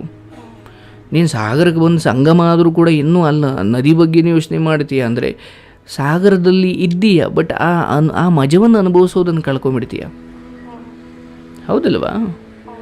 ಒಳ್ಳೆಯದಾಗಲಿ ನೀನೆಲ್ಲ ಬದುಕಲ್ಲೂ. ಯಾಕಂದರೆ ಆ ರೀತಿ ಕಷ್ಟ ನೋಡಿರೋ ಹೆಣ್ಣು ಅಂತ ನಾನು ಯಾಕೆ ಪದೇ ಹೇಳ್ತಾ ಇದ್ದೀನಿ ಅಂದರೆ, ಬಹುಶಃ ಇಷ್ಟೆಲ್ಲ ಅನುಭವಿಸಿ ಜೀವಂತವಾಗಿದ್ದೀರಾ ಅಂದರೆ ನಿಮಗೇನೋ ಒಳ್ಳೇದು ಕಾದಿತ್ತು, ಅದನ್ನು ಈಗ ಭಗವಂತ ಕೊಟ್ಟಿದ್ದಾನೆ. ನನ್ನ ಕತೆ ಹೇಳ್ಕೊಳ್ಳೋಕ್ಕಿಂತ ಹೆಚ್ಚಾಗಿ ಸರ್, ಇಲ್ಲಿ ಕೇಳ್ತಿರೋ ಪ್ರತಿಯೊಬ್ಬರಿಗೂ ನಾನು ಹೇಳೋದು ಒಂದೇ ಸರ್, ನಿಮ್ಮ ಕಷ್ಟ ನಿಮಗೆ ನಿಮ್ಮ ಎತ್ತರಕ್ಕಿದೆ ಅಂತ ಅನ್ಕೋಬಾರ್ದು. ಯಾರೇ ಆಗ್ಲಿ, ಬರುತ್ತೆ 1000 ಮನುಷ್ಯರು ಬರ್ದೆ ನನ್ ಮರಕ್ ಬರೋದಿಲ್ಲ, ಬರುತ್ತೆ ಎದುರುಗಡೆಗೆ ಸಾವಾಗುತ್ತೆ, ಸ್ವಂತದವರೇ ಹೋಗ್ತಾರೆ. ದಯವಿಟ್ಟು ಯಾರೇ ಆಗ್ಲಿ, ಯಾರು ಕೇಳಿಸ್ಕೊಂತಿದ್ರು ಅವ್ರಿಗೆಲ್ಲ ನಾನು ಹೇಳೋದು ಒಂದೇ ಸರ್, ನನಗೆ ಇಷ್ಟು ಕಷ್ಟ ಇದೆ, ಅಯ್ಯೋ ನನ್ಗೆ ಇನ್ನೇನ್ ಜೀವನನೇ ಇಲ್ಲ, ನಾಳೆಯಿಂದ ವಿಶಾಲವಾಗಿದೆ ಸರ್ ಪ್ರಪಂಚ, ಹೆಂಗ್ ಬೇಕಾದ್ರೂ ಬದುಕ್ಬೋದು. ಒಳ್ಳೆತನನೂ ಇದೆ, ಕೆಟ್ಟತನ ಇದೆ, ಆರಿಸ್ಕೊಳ್ಳೋದು ನಮ್ ಜವಾಬ್ದಾರಿ. ಎಷ್ಟೋ ದಾರಿಗಳಿದ್ವು ಕೆಡಕ್ಕೆ, ಒಂದ್ ಒಳ್ಳೆ ಮಟ್ಟಕ್ಕೆ ಬಂದಾಗ ಇಲ್ಲೊಂದು ನನಗೊಂದು ಸಂಸಾರ ಸಿಕ್ಕಿದೆ ಅಲ್ವಾ. ಹಂಗೆ ಕೇಳೋರ್ಗೆ ನಾನು ಹೇಳೋದು ಒಂದೇ ಸರ್, ನಿಮ್ ಕಷ್ಟ ಹಿಂಗಿದೆ, ನಾನು ಸಾಯಕ್ ಹೋಗ್ತಿದೀನಿ, ನಾನು ಅದನ್ನ ಮಾಡಕ್ ಹೋಗ್ತೀನಿ, ದಯವಿಟ್ಟು ಯಾರೇ ಅಮೂಲ್ಯವಾದ ಜೀವನ ಕಳ್ಕೊಳಕ್ ಹೋಗ್ಬೇಡಿ, ಅದೊಂದು ಹೇಳ್ತೀನಿ ಸರ್ ನಾನು ಅಷ್ಟೇ. ಬಹಳ ಅದ್ಭುತ. ಆ್ಯಂಡ್ ಅದೇ ರೀತಿ ಪ್ರಬುದ್ಧತೆಯಿಂದ ನೀವು ನಿಮ್ಮ ಬದುಕನ್ನು ಎದುರಿಸಿದ್ದೀರಾ. ಆ್ಯಂಡ್ ಇನ್ನು ಮುಂದೆಯೂ ಕೂಡ ಹಾಗೆ ಎದುರಿಸಿ. ಕೆಲವೊಮ್ಮೆ ನೀವು ಈ ಸಮಯದಲ್ಲಿ ಓಕೆ, ಚಿಕ್ಕಮ್ಮ ಆಗಲಿ, ಇನ್ಯಾರೋ 1000 ಬರ್ತಾರೆ, ಬಟ್ ನಿನ್ನ ಬದುಕಲ್ಲಿ ಮುಖ್ಯವಾದದ್ದೇನು ಅದು ಮಾತ್ರ ನಿನಗೆ ನೆನಪಿರಬೇಕು. ಬೇರೆಲ್ಲೂ ನಿನ್ನ ಕುಟುಂಬ ನಿನ್ನ ಮೂಲ ಬೇರು. ಈಗ ಅಕ್ಕಪಕ್ಕದವರೆಲ್ಲ ಅದೊಂದೆಲ್ಲ ರೆಂಬೆ ಕೊಂಬೆ. ಒಂದು ಮರ ರೆಂಬೆ ಕೊಂಬೆ ಕಡ್ದಾಕಿದ ಮೇಲೂ ಜೀವಂತವಾಗಿರುತ್ತೆ, ಆದರೆ ಬೇರೆ ಹೋಗ್ಬಿಟ್ರೆ ನೀನು ಮತ್ತೆ ಅನಾಥೆ ಆಗ್ತೀಯ, ಹೌದಲ್ವಾ? ಹೊಸ್ಲಿಂದ ದಾಟಿ ಆದಮೇಲೆ ನೀನು ಬೇರೆಯವ್ರ ಮನೆ ಹೆಣ್ಮಗಳು. ಆ ಸಂಬಂಧವನ್ನು ಉಳಿಸ್ಕೊಳ್ಳೋ ಕಡೆ ಪ್ರಾಮಾಣಿಕವಾಗಿ ಪ್ರಯತ್ನ ಮಾಡು. ಯಾವುದು ಹಳೆಯ ತಪ್ಪನ್ನೇ ಇಟ್ಕೊಂಡು ಅವರೊಂದು ದ್ವೇಷ ಮಾಡೋದು ಬೇಡ. ಬಟ್ ಅವರು ತಮ್ಮ ಬುದ್ಧಿಯನ್ನು ಅಥವಾ ಆ ಕೆಟ್ಟ ಗುಣವನ್ನು ಬಿಡ್ತಿಲ್ಲ ಅಂದಾಗ ಅದರಿಂದ ನಿನ್ನ ಸಂಸಾರವನ್ನು ರಕ್ಷಣೆ ಮಾಡ್ಕೊಳ್ಳೋದು ಒಬ್ಬ ಮನೆಯ ಒಡತಿ, ಹಾಗೆ ಅದು ನಿನ್ನ ಜವಾಬ್ದಾರಿ.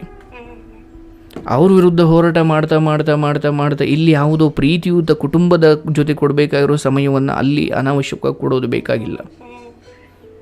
ಯಾಕಂದರೆ ನೀನು ನಿನ್ನವರಿಗೆ ಕೊಡಬಹುದಾದ ಅತ್ಯಂತ ಶ್ರೇಷ್ಠ ಉಡುಗೊರೆ ಅಂದರೆ ನಿನ್ನ ಸಮಯ, ನಿನ್ನ ಪ್ರೀತಿ ತುಂಬಿದ ಮಾತು. ಯಾಕಂದರೆ ನಾವು ಯಾರನ್ನೋ ಒಬ್ಬರನ್ನು ಒಂದು ದಿವಸ ಒಂದು ಅರ್ಧ ಗಂಟೆ ದ್ವೇಷಿಸಕ್ಕೆ ಹೋದರೆ ಇಡೀ ದಿನ ನಾವು ಅದೇ ದ್ವೇಷವನ್ನು ವಿಷುತ್ತರ ತುಂಬಿಕೊಳ್ತೀವಂತೆ. ಸುಮ್ಮನೆ ಯೋಚನೆ ಮಾಡಿ, ನೀವು ಕೆಲಸಕ್ಕೆ ಹೊಂಟಿರ್ತೀರ, ನಿಮ್ಮ ಗಾಡಿಯನ್ನು ಯಾರೋ ಟಚ್ ಮಾಡಿಬಿಟ್ಟ, ಆ 5 ನಿಮಿಷ ನೀವು ಅವನಿಗೆ ಬಾಯಿಗೆ ಬಂದಂಗೆ ಬೈದರೆ ಮುಂದಿನ ಇಡೀ ದಿನ ಕೂಡ ಗೊತ್ತಿದ್ದೋ ಗೊತ್ತಿಲ್ಲದಂಗೆ ಆ ಘಟನೆಯೇ ನಿಮ್ಮನ್ನು ತುಂಬ ತಳಮಳ ನಗೋ ಥರ ನಾಟಕ ಮಾಡ್ಬೋದಷ್ಟೇ. ನೀವು ಸಂಪೂರ್ಣವಾಗಿ ಆನಂದವಾಗಿರ್ಲಿಕ್ಕೆ ಆಗೋದಿಲ್ಲ. ಯಾಕಂದರೆ ನಿಮ್ಮಿಂದ ಹೊರಟ ಆ ಭಾವೋದ್ವೇಗ ನಿಮ್ಮನ್ನು ಇಡೀ ದಿನ ಪ್ರೀತಿಯಿಂದ ಸರಿ ಬಿಡಿ ಸರ್, ಏನು ಪರವಾಗಿಲ್ಲ ಅಂತ ಹೇಳೋದ್ರು ಕೂಡ ಆ ಸಂತೋಷವೂ ನಿಮ್ಮನ್ನು ಕಾಯುತ್ತೆ. ಯಾಕೋ ಕಣ್ಣು ಕಾಣಲ್ವ ಅಂತ ಗಾಡಿ ಸ್ಟ್ಯಾಂಡಾಗಿ ಹೊಡೆದಾಡ್ಲಿಕ್ಕೆ ಹೋದರೂ ಕೂಡ ಅದೂ ನಿಮ್ಮನ್ನು ಹಾಳು ಮಾಡುತ್ತೆ. ಅಂದರೆ ನೀವು ಏನು ಜಗತ್ತು ಗುದ್ದುತ್ತೆ, ಪ್ರೀತಿ ಮಾಡುತ್ತೆ, ಸನ್ಮಾನ ಮಾಡುತ್ತೆ, ಒಗಿಯುತ್ತೆ, ಏನೇನೋ ಮಾಡುತ್ತೆ, ಬಟ್ ನೀವು ಹೇಗೆ ರಿಯಾಕ್ಟ್ ಮಾಡ್ತೀರ ಅದು ಬಹಳ ಮುಖ್ಯ. ನನ್ನ ಚಿಕ್ಕಮ್ಮ ಹಿಂಗೆ ಅಂದ್ಬಿಟ್ರು ಸರ್, ಅದಕ್ಕೆ ನಾನು ದ್ವೇಷ ಮಾಡಲಿಕ್ಕೆ ಹೊರಟೆ ಅಂದರೆ ಬಹುಶಃ ಅವರು ಕೆಟ್ಟ ಬುದ್ಧಿ ತೋರಿಸಿ ಅವರ ಬದುಕನ್ನು ಹಾಳು ಮಾಡಿಕೊಳ್ತಿದ್ದಾರೆ. ನೀವು ಆ ಕೆಟ್ಟ ಬುದ್ಧಿಗೆ ನೀವು ಸ್ವಲ್ಪ ಪುಷ್ ಮಾಡಿ ಅಥವಾ ನಿಮ್ಮನ್ನು ನೀವು ಅಲ್ಲಿ ಇನ್ವಾಲ್ವ್ ಮಾಡ್ಕೊಂಡು ನೀವು ಹಾಳು ಅವ್ರಿಗೂ ನಿಮಗೂ ಅಷ್ಟೇನು ವ್ಯತ್ಯಾಸ ಇಲ್ಲ. ಹಾಗಾಗಿ ನಾವೇನು ಎಲ್ಲದಕ್ಕೂ ಕೊಡ್ಲಿ ತಗೊಂಡು ನಿಂತ್ಕೊಳ್ಬೇಕಾಗಿಲ್ಲ. ಕೆಲವೊಂದೊಂದು ಸುಮ್ಮನೆ ಡೋರ್ ಕ್ಲೋಸ್ ಮಾಡಿ ಅಥವಾ ನಮ್ಮನ್ನು ನಾವು ಬಾಯಿ ಕ್ಲೋಸ್ ಮಾಡ್ಕೊಂಬಿಟ್ರೆ ಮುಗೀತು. ಅವರೇ ಬೈದು ಸುಸ್ತಾಗಿ ಅವರೇ ಸುಮ್ಮನಾಗ್ತಾರೆ. ಇರಲಿ, ನಿಮ್ಮ ಬದುಕು ಬಹಳ ಹೆಮ್ಮೆ ಅನಿಸುತ್ತೆ. ಗೊತ್ತಿಲ್ಲ, ನೀವು ಮಾಡಿದ ತಪ್ಪಿಗೆ ಬಹಳ ನೋವು ಅನುಭವಿಸಿದ್ದೀರ, ಬಟ್ ಸ್ಟಿಲ್ ಇಲ್ಲಿ ನಿಮಗೊಂದು ಭಗವಂತ ದಡ ಸೇರಿಸಿದ್ದಾನೆ. ಈ ದಡದಲ್ಲಿ ಯಾಕಂದರೆ ಒಂದು ಪ್ರಶಾಂತವಾದ ಒಂದು ನಂಬಿಕೆಯುಕ್ತ ಸಮಾಜ, ಒಂದು ಕುಟುಂಬವನ್ನು ಸೇರಿದ್ದೀರಾ. ಓಕೆ, ನಾನು ಹಾರೈಸ್ತೀನಿ ನಿಮ್ಮ ಜೀವನದ ಕೊನೆಯ ಅವಧಿಯೊಳಗಡೆ ನಿನ್ನ ರಕ್ತ ಸಂಬಂಧವನ್ನು ನೀನು ನೋಡ್ತೀಯ. ಅಯ್ಯೋ, ನಂಗೆ ಸಿಕ್ಕರೆ ಸಾಕು. ನಂಗೆ ಇನ್ನೊಂದು ಈ ವಿಡಿಯೋ ಇದು ಕಾಲ್ ಮಾಡೋದಕ್ಕೆ ಇನ್ನೊಂದು ಅದೊಂದು ಕಾರಣ ಸರ್. ಯಾರಾದ್ರೂ ಕೇಳ್ತಾ ಇದ್ರೆ ಇವು ಅವ್ನು ನನ್ನ ನನ್ನಲ್ಲಿ ಏನ್ ನಡೆದಿರುತ್ತೋ ಅವ್ರ ಜೀವನದಲ್ಲೂ ಅದೇ ನಡೆದಿರುತ್ತೆ. ಈಗ ನನ್ನ ತಂಗಿನೇ ಅಂತ ಏನಾದ್ರು ಕಾಲ್ ಮಾಡ್ಬಿಟ್ರೆ ಒಂದು ಅಯ್ಯೋ ನಿಮ್ಮನ್ನ ಎಲ್ಲಿರ್ತೀರಾ ನಿಮ್ಮನ್ನ ಹುಡ್ಕೊಂಡ್ ಬರ್ತೀವಿ. ಇನ್ನೊಂದು ಸರ್, ನಾನು ಎಷ್ಟೊಂದ್ ಸತಿ ಟ್ರೈ ಮಾಡ್ತಿದೀನಿ. ನೀವ್ ಅಂತಿರ್ತೀರಾ ನಾನು ಅದು ಅಯ್ಯಪ್ಪ ಸ್ವಾಮಿ ಟೆಂಪಲ್ ಎಲ್ಲಿ ಜಾಡಲಿ ಕ್ರಾಸ್ ಏನೋ ಅಂತ ಹೇಳಿದ್ದೀರಲ್ಲ, ನೀವು ಅಡ್ರೆಸ್ ಏನೋ ಹೇಳ್ತಾ ಇದ್ರಲ್ಲ ಮೊನ್ನೆ ಒಂದಿನ. ನಾವು ಅಲ್ಲೇ ಇರೋದು ಸರ್. ನಾವು ಅಲ್ಲಿದ್ದೀವಿ ಅಂತ ಯಾರು ಹೇಳಿದ್ದು? ಸರ್ ನೀವೇ ಹೇಳ್ತಿದ್ರಲ್ಲ ಸರ್, ಅದ್ರಲ್ಲಿ ಯಾವ್ದೋ ಒಂದು ಇದ್ರಲ್ಲಿ ಕೇಳಿದೆ ನಾನು. ಮೊದಲು ಅಲ್ಲಿ ಕೆಲಸ ಮಾಡ್ತಿದ್ದೆ ಅಂತ ಹೇಳಿರ್ತೀನಿ ಮೋಸ್ಟ್ಲಿ. ನಾವ್ ಅಲ್ಲಿ ಯಾರು ಹೋದ್ವಾರದಿಂದ ಕೇಳ್ತೀನಿ, ಒಂದ್ ತಿಂಗಳಿಂದ ಕೇಳ್ತೀನಿ ಸರ್ ನಿಮ್ ಕಾರ್ಯಕ್ರಮನ. ನಾನು ಕಾಲ್ ಮಾಡಿದ ತಕ್ಷಣ ಸಿಕ್ಬಿಡ್ತು ಅಂತಾರೆ. ಅದ್ ಯಾಕೋ ನನಗ್ ಮಾತ್ರ ಸರ್, ನನ್ಗೆ ಎಲ್ಲಾದ್ರಲ್ಲೂ ಹಿಂಗೆ ಲೇಟ್ ಆಗಿ ಹೋಗೋದು ಯಾವಾಗ್ಲೂ. ಎಷ್ಟು ಅಂದ್ರೆ 8 ತಿಂಗಳಿಂದ ಸರ್. ಅದ ನೀವ್ ಅಂತಿದ್ರೆ ಒಂದ್ಸತಿ ಬೆಳಗ್ಗೆ ಎಲ್ಲ ಕಾಲ್ ಬರ್ತಾನೆ ಇರುತ್ತೆ. ಅದ್ ಯಾಕೆ ಹಂಗ್ ಮಾಡ್ತಾರ, ನಾನು ಹೇಳ್ತಾನೆ ಇರ್ತೀನಿ ಇಂಥ ಟೈಮಿಗೆ ಹಿಂಗ್ ಕಾಲ್ ಮಾಡಿ. ನಾನು ವಾಟ್ಸಪ್ ಅಲ್ಲಿ ಅವ್ರ ನಂಬರ್ ತಗೊಂಡು ಸರ್ ನನ್ಗೊಂದು ಟೈಮ್ ಕೊಡಿ, ಒಂದು ಸಮಯ ಕೊಡಿ ಅಂತ ಎಷ್ಟು ಕೇಳ್ಕೊಂಡೆ, ಯಾರು ರಿಪ್ಲೈ ಮಾಡ್ಲಿಲ್ಲ ಸರ್. ಮತ್ತೆ ನನ್ಗೆ ಗೊತ್ತಾಯ್ತು ಗುರುವಾರ ನೈಟು ಈ ತರ ಹಿಂಗ್ ಸೋಮವಾರ ಹಿಂಗ ಒಂದೊಂದು ವಿಡಿಯೋದಲ್ಲಿ ಒಂದೊಂದು ಗೊತ್ತಾಗ್ತಾ ಇವಾಗ ಕಾಲ್ ಮಾಡ್ಬೇಕು ಅವಾಗ ಕಾಲ್ ಮಾಡ್ಬೇಕು ಅಲ್ಲಿವರೆಗೂ ಸರ್. ಇದು ರೀಸೆಂಟ್ ಆಗಿ ಗೊತ್ತಿರೋದು. ನನ್ನ ನಂಬರ್ ಚೆಕ್ ಮಾಡಿ ನೋಡಿ, ಅದ್ ಎಷ್ಟು ಸತಿ ಫೋನ್ ಮಾಡ್ಬಿಟ್ಟಿದ್ವಿ. ಅದು ನಮ್ಮ ಪಾಪ ಮಲಗಿಸೋದು, ಮತ್ತೆ ಫೋನ್ ಬಿಡೋದು, ಮತ್ತೆ ಕೇಳೋದು. ಅಯ್ಯೋ ಶಾಕ್ ಆಗೋಗ್ಬಿಟ್ಟಿದ್ದು. ಕೊನೆಗೂ ಅದು ಇವತ್ತು ಸಿಗ್ತಾ ಇದೆ. ಗೆದ್ದುಬಿಟ್ರಿ ನೀವು. ನಿಜ, ಬಹುಶಃ ನನಗೆ ಬಹಳ ಖುಷಿ ತಾಯಿ. ಆ್ಯಂಡ್ ಇಂತಹ ವಿಚಾರಗಳನ್ನು ಕೇಳಿ ನೀವು ನಂಬಿಕೆ ಇಟ್ಟು ಹೇಳ್ತಿರಲ್ಲ. ಈಗ ನಿಮಗೆ ಇಲ್ಲಿಂದ ಏನು ಸಿಗುತ್ತೋ ಗೊತ್ತಿಲ್ಲ, ಬಟ್ ನೀವು ನಂಬಿಕೆ ಇಟ್ಟು ಹೇಳ್ತಿರಲ್ಲ, ಅದು ನಮಗೆ ಬಹಳ ಖುಷಿ. ಆ್ಯಂಡ್ ಗೊತ್ತಿಲ್ಲ, ನಾನು ಹಾರೈಸ್ತೀನಿ ನಿನ್ನ ಬದುಕು ಇನ್ನು ಮುಂದೆ ಅವಶ್ಯವಾಗಿ ನೀನು ಒಳ್ಳೆ ಜಾಗಕ್ಕೆ ಬಂದು ತಲುಪಿದ್ದೀಯಾ. ಆ್ಯಂಡ್ ಯಾಕಂದರೆ ಮನುಷ್ಯನಿಗೆ ಸದ್ಯ ನನಗೆ ಯಾರು ಅಂದ್ರೆ ನಾವ್ ಅನ್ಕೊಂತೀವಿ ಸರ್, ನಮ್ಮ ಕಷ್ಟಗಳನ್ನ ನಾವೇ ಹೇಳ್ಕೊಂಡಿದೀವಿ ಅಂತಿರ್ತಿರಲ್ಲ, ಅದು 100 ಸತ್ಯ. ನಾನು ಅವತ್ತು ಒಂದೇ ಒಂದು ಕ್ಷಣ ಯೋಚನೆ ಮಾಡಿ ಯಾವನೋ ಸಿಗ್ತಾನೆ ಅಂತ ಫೋನ್ ಮಾಡೋದು, ಅವ್ರ ಜೊತೆ ಡೇಟ್ ತಗೊಳ್ಳೋದು, ಹಿಂಗ್ ಮಾಡೋದು ಮಾಡಿದ್ರೆ ಇವತ್ತು ನನ್ನ ಲೈಫ್ ಚಿಂದಿ ಚಿತ್ರಾನ್ನ ಹೋಗ್ಬೋದು. ಅವ್ರ ತರ ನೀನ್ ತಂದೆ ತರ ಮಗಳಾಗ್ಬಾರ್ದು, ತಂದೆ ತರ ಮಗಳೇ ಬರೋದು, ತಂದೆ ತರಾನೇ ಆಗೋದವಳು ಅಂತ ಎಲ್ಲರೂ ಒತ್ತಿ ಹೇಳಿದ್ರು ಅದು ಚಿಕ್ಕ ವಯಸ್ಸಿಂದಾನೇ ಹೇಳ್ಕೊಂಡ್ ಬಂದ್ಬಿಟ್ರು ಸರ್. ನಮ್ಗೆ ಅದು ರೋಷ ಜಾಸ್ತಿ ಆಗ್ಬಿಡ್ತು ನನಗೆ. ನಿಜ ಹೇಳ್ಬೇಕಂದ್ರೆ ಆ ಸಮಾಜದ ಜನರೇ ನಿನ್ನನ್ನ ಈ ಸ್ಥಿತಿಗೆ ತಂದಿರೋದು. ನಿಜವಾಗ್ಲೂ ಸರ್. ಅದಕ್ಕೆ ಎಲ್ಲೋ ಒಂದು ಕಡೆ ಹೇಳಿರ್ಲಿಲ್ಲ ಅಂದ್ರೆ ಇದೇ ನಮ್ ಚಿಕ್ಕಮ್ಮನೆ ನೀನ್ ಉದ್ಧಾರ ಆಗೋದಿಲ್ಲ, ನಿಮ್ ಮಣ್ಣೆಲ್ಲ ತುಳಿದ್ಬಿಟ್ರು, ಲಟ್ಕೆ ಎಲ್ಲ ಮುರಿದ್ಬಿಟ್ರು, ನೀನ್ ಹಾಳಾಗ್ ಹೋಗ್ತೀಯ, ನೀನ್ ಉದ್ಧಾರ ಎಷ್ಟು ಹೇಳಿದ್ರು ಅಷ್ಟು ಚೆನ್ನಾಗಿದ್ದೀನಿ ಸರ್. ನಾನು ಯಾರಿಗೂ ತಿರುಗಿಸಿ ಏನು ಅಂದಿಲ್ಲ, ನಾನು ಒಂದೇ ಅವ್ರಿಗೆ ಉತ್ತರ ಕೊಟ್ಟಿರೋದು ನನ್ನ ಲೈಫ್, ನಾನಿರೋ ಸ್ಥಾನ. ನೋಡ್ತಾಯಿ, ಎಲ್ಲ ಶಾಪಗಳು ಇಲ್ಲಿ ಕೆಲಸ ಮಾಡೋದಿಲ್ಲ. ಹೌದು, ಶಾಪಕ್ಕೆ ಶಕ್ತಿ ಇದೆ. ಆದರೆ ಯಾವಾಗ ಈಗ ಹೇಳ್ತಾರಲ್ಲ, ಕಾಗೆ ಕೂರೋದು ಒಂದೇ, ಮರ ಕೊಂಬೆ ಮುರಿಯೋದು ಒಂದೇ. ಕಾಗೆ ಅಂದ್ಕೊಳ್ತಂತೆ ನಾನು ಕೂತಿದ್ರಿಂದ ಕೊಂಬೆ ಮುರಿಯಿತು ಅಂತ. ಇಲ್ಲ, ಕೊಂಬೆ ಹಳೇದಾಗಿತ್ತು, ಮುರಿತು. ಕಾಗೆಗೆ ಮುರಿಯೋ ಶಕ್ತಿ ಇಲ್ಲ. ಅದೇ ಥರ ಒಬ್ಬ ಹಾಳಾಗ್ತಿರೋ ಹುಡುಗನಿಗೆ ನೀನು ಹಾಳಾಗೋಯ್ತೀಯ ಅಂದರೆ ಇವ್ರೇನು ಶಾಪ ಹಾಕಿದ್ರು ಅಂತಲ್ಲ, ಅವನು ಆಲ್ರೆಡಿ ಮೊದಲೇ ಹಾಳಾಗುತ್ತಿದ್ದ. ಈಗ ಇವ್ರು ಶಾಪ ಹಾಕಿದ್ರಿಂದ ಹಾಳಾದ ಅಂತ ಮುಂದೆ ಅಂದ್ಕೊಳ್ತಾರೆ ಅಷ್ಟೇ. ಇಲ್ಲೇನಾಗುತ್ತೆ, ಶಾಪಗಳು ಅಥವಾ ಮಾಟ ಮಂತ್ರಗಳು ಕೆಲಸ ಮಾಡೋದು ಯಾವಾಗ ಅಂದರೆ ಅವ್ರು ಆಲ್ರೆಡಿ ಮೊದಲೇ ಆ ದಾರಿಯಲ್ಲಿದ್ದಾಗ ಅವು ಕೆಲಸ ಮಾಡ್ತವೆ. ಇದು ನಾವೆಲ್ಲರೂ ಅರ್ಥ ಮಾಡ್ಕೊಳ್ಬೇಕು. ಇದನ್ನು ಉಪನಿಷತ್ತಲ್ಲೇ ಹೇಳ್ತಾರೆ. ಮಾಟ ಮಂತ್ರಗಳು ಕೆಲಸ ಮಾಡ್ತವೆ ನಿಜ. ಯಾರ ಮೇಲೆ ಮಾಡ್ತವೆ ಅಂದರೆ ತುಂಬ ದುರ್ಬಲ ಮನಸ್ಥಿತಿಗಳ ಮೇಲೆ ಮಾತ್ರ. ಅವ್ರಿಗೆ ಆಲ್ರೆಡಿ ಹುಷಾರಿರೋದಿಲ್ಲ ಅಥವಾ ಯಾವುದೋ ತೊಂದರೆಯಲ್ಲಿ ನರಳ್ತಾ ಇರ್ತಾರೆ, ಅಂಥವ್ರ ಮೇಲೆ ಒಂದು ವಾಮಾಚಾರ ಅಥವಾ ಅಂಥದ್ದೇನೋ ಪ್ರಯೋಗ ಮಾಡಿದ್ರೆ ಅದು ಅಲ್ಲಿ ಕೆಲಸ ಮಾಡಲಿಕ್ಕೆ ಶುರು ಮಾಡುತ್ತೆ. ಬಟ್ ಮನೋಬಲ ಗಟ್ಟಿಯಾಗಿರೋರ ಮೇಲೆ ಅದು ಕೆಲಸ ಮಾಡೋದಿಲ್ಲ. ಸೊ ಅದೇ ಥರ ನಿನಗೆ ಇವ್ರ ಅಪ್ಪನಂಗೆ ಆಗ್ತಾಳೆ ಅಥವಾ ಇವಳು ಬದುಕು ಹಾಳಾಗುತ್ತೆ ಈಗ ಹೇಳೋ ಮೂಲಕ ನಿನ್ನನ್ನು ಅವ್ರು ಇನ್ನಷ್ಟು ಬಲವರ್ಧನೆ ಮಾಡಿದ್ರು, ಮನಸ್ಥಿತಿಯನ್ನು ಗಟ್ಟಿಗೊಳಿಸ್ಕೊಳ್ಳೋ ಹಾಗೆ ಛಲ ಬರೋ ಥರ ಮಾಡಿದ್ರು. ಬಹುಶಃ ಆ ಜನಕ್ಕೆ ಅದನ್ನು ಬಿಟ್ಟು ಬೇರೆ ದಾರಿನೇ ಇರಲಿಲ್ಲ, ಅವ್ರು ಹಂಗನ್ಲೇಬೇಕಿತ್ತು. ಯಾಕಂದರೆ ಅವರು ಬಹುಶಃ ಏನೋ ಒಳ್ಳೊಳ್ಳೆ ಮಾತು ಹೇಳಿದರೆ ನೀನಿನ್ನೂ ಭಾವನಾತ್ಮಕವಾಗಿ ತುಂಬ ಕನಸುಗಳು ಇಟ್ಕೊಳ್ತಿದ್ದೆ ಮತ್ತು ಅವರು ಒಂದಿಷ್ಟು ಕೈ ಎತ್ತೋರು ಅವತ್ತು ದುಃಖ ಪಡ್ತಿದ್ದೆ. ಬಟ್ ಅವರು ಆ ರೀತಿ ವಿರೋಧ ಮಾಡಿದಾಗಲೇ ನೀನು ಬಂದ ದಾರಿಗಳನ್ನೆಲ್ಲ ಸಪೂರ್ವವಾಗಿ ಬೆಳೆಸ್ಕೊಂಡೆ, ಹೌದಲ್ವಾ? ಹಾಗಾಗಿ ಯಾರು ನಮ್ಮನ್ನು ತುಳಿಯುವ ಯತ್ನ ಮಾಡಿದರೋ, ನಮ್ಮ ವಿರುದ್ಧ ಮಾತನಾಡುವ ಯತ್ನ ಮಾಡಿದರೋ, ಅವೆಲ್ಲವೂ ನಮ್ಮ ನಾಳೆಯ ಉಜ್ವಲ ಭವಿಷ್ಯಕ್ಕೋಸ್ಕರ ಒಂದು ಮೆಟ್ಟಿಲಾದರೆ ಅದು ಸಾಧಕನ ದಾರಿ. ಯಾವಾಗ ಅವರ ಮಾತುಗಳು ನಮ್ಮ ಮೇಲೆ ಚುಚ್ಚೋಕೆ ಶುರು ಮಾಡಿದ್ರೆ ಅದು ಅವಶ್ಯವಾಗಿ ಅವ್ರು ಬೈದು ಮುಗಿಸೋಷ್ಟೊತ್ತು ನಾವು ನಾಶವಾಗಿ ಹೋಗಿರ್ತೀವಿ. ಯಾಕಂದರೆ ಬೈದು ಮುಗಿಸೇ ಇರೋದಿಲ್ಲ, ಅಷ್ಟೊತ್ತಿಗೆ ಆಲ್ರೆಡಿ ನಾವು ಮನಸ್ಸೊಳಗಡೆ ತಗೊಂಡಿರ್ತೀವಿ, ಅಲ್ಲಿಗೆ ನಾಶ ಆಗ್ತೀವಿ.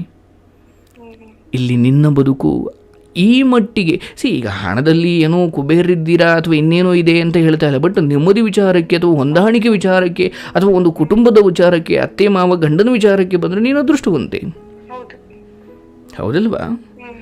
ಹಾಗಾಗಿ ಯಾವುದು ನಿಮಗೆ ಒಳ್ಳೆಯದು ಲಭ್ಯವಾಗಿದೆಯೋ ನಿನ್ನ ಇಡೀ ಗಮನವನ್ನು ಅಷ್ಟರಲ್ಲಿ ಕೇಂದ್ರೀಕರಿಸು. ನಿನ್ನ ಕುಟುಂಬವನ್ನು ವಿಶ್ವಾಸಕ್ಕೆ ತಗೋ. ಯಾಕಂದರೆ ಇವ್ರು ನಿನ್ನ ಜೊತೆ ಇದ್ದರೆ 1000 ಜನ ಕೆಟ್ಟದಾಗ 1000 ನಿನ್ನ ನಡತೆ ಬಗ್ಗೆ ಮಾತಾಡಿದ್ರು, ಈ ಗರ್ಭಗುಡಿಯಲ್ಲಿರೋ ದೇವ್ರುಗಳು ನಿನ್ನ ಪರ ಇದ್ದರೆ ಇಡೀ ಜಗತ್ತನ್ನು ನೀನು ಎದುರಿಸ್ತೀಯ. ನೀನು ಅವ್ರಿವ್ರನ್ನು ಸರಿ ಮಾಡಲಿಕ್ಕೆ ಹೋಗಿ ಇಲ್ಲಿ ನಂಬಿಕೆ ಕಳ್ಕೊಂಡ್ರೆ ಮುಂದೊಂದು ದಿವಸ ಸುಮ್ಮನೆ ನಿಮ್ಮ ಮನೆಯವರು ಒಂದು ಮಾತು ವಿರುದ್ಧ ನಿಂತುಕೊಂಡ್ರೆ ನಿನಗೆ ಪ್ರಪಂಚವೇ ಮುಳುಗೋಗೋ ಥರ ಅನಿಸುತ್ತೆ, ಹೌದಲ್ವಾ? ಒಳ್ಳೆಯದಾಗಲಿ. ಥ್ಯಾಂಕ್ ಯು ಸೋ ಮಚ್, ಬಹಳ ಪ್ರೀತಿಯಿಂದ ನಂಬಿಕೆ ಇಟ್ಟು ಹೇಳ್ಕೊಂಡಿದ್ದಕ್ಕೆ.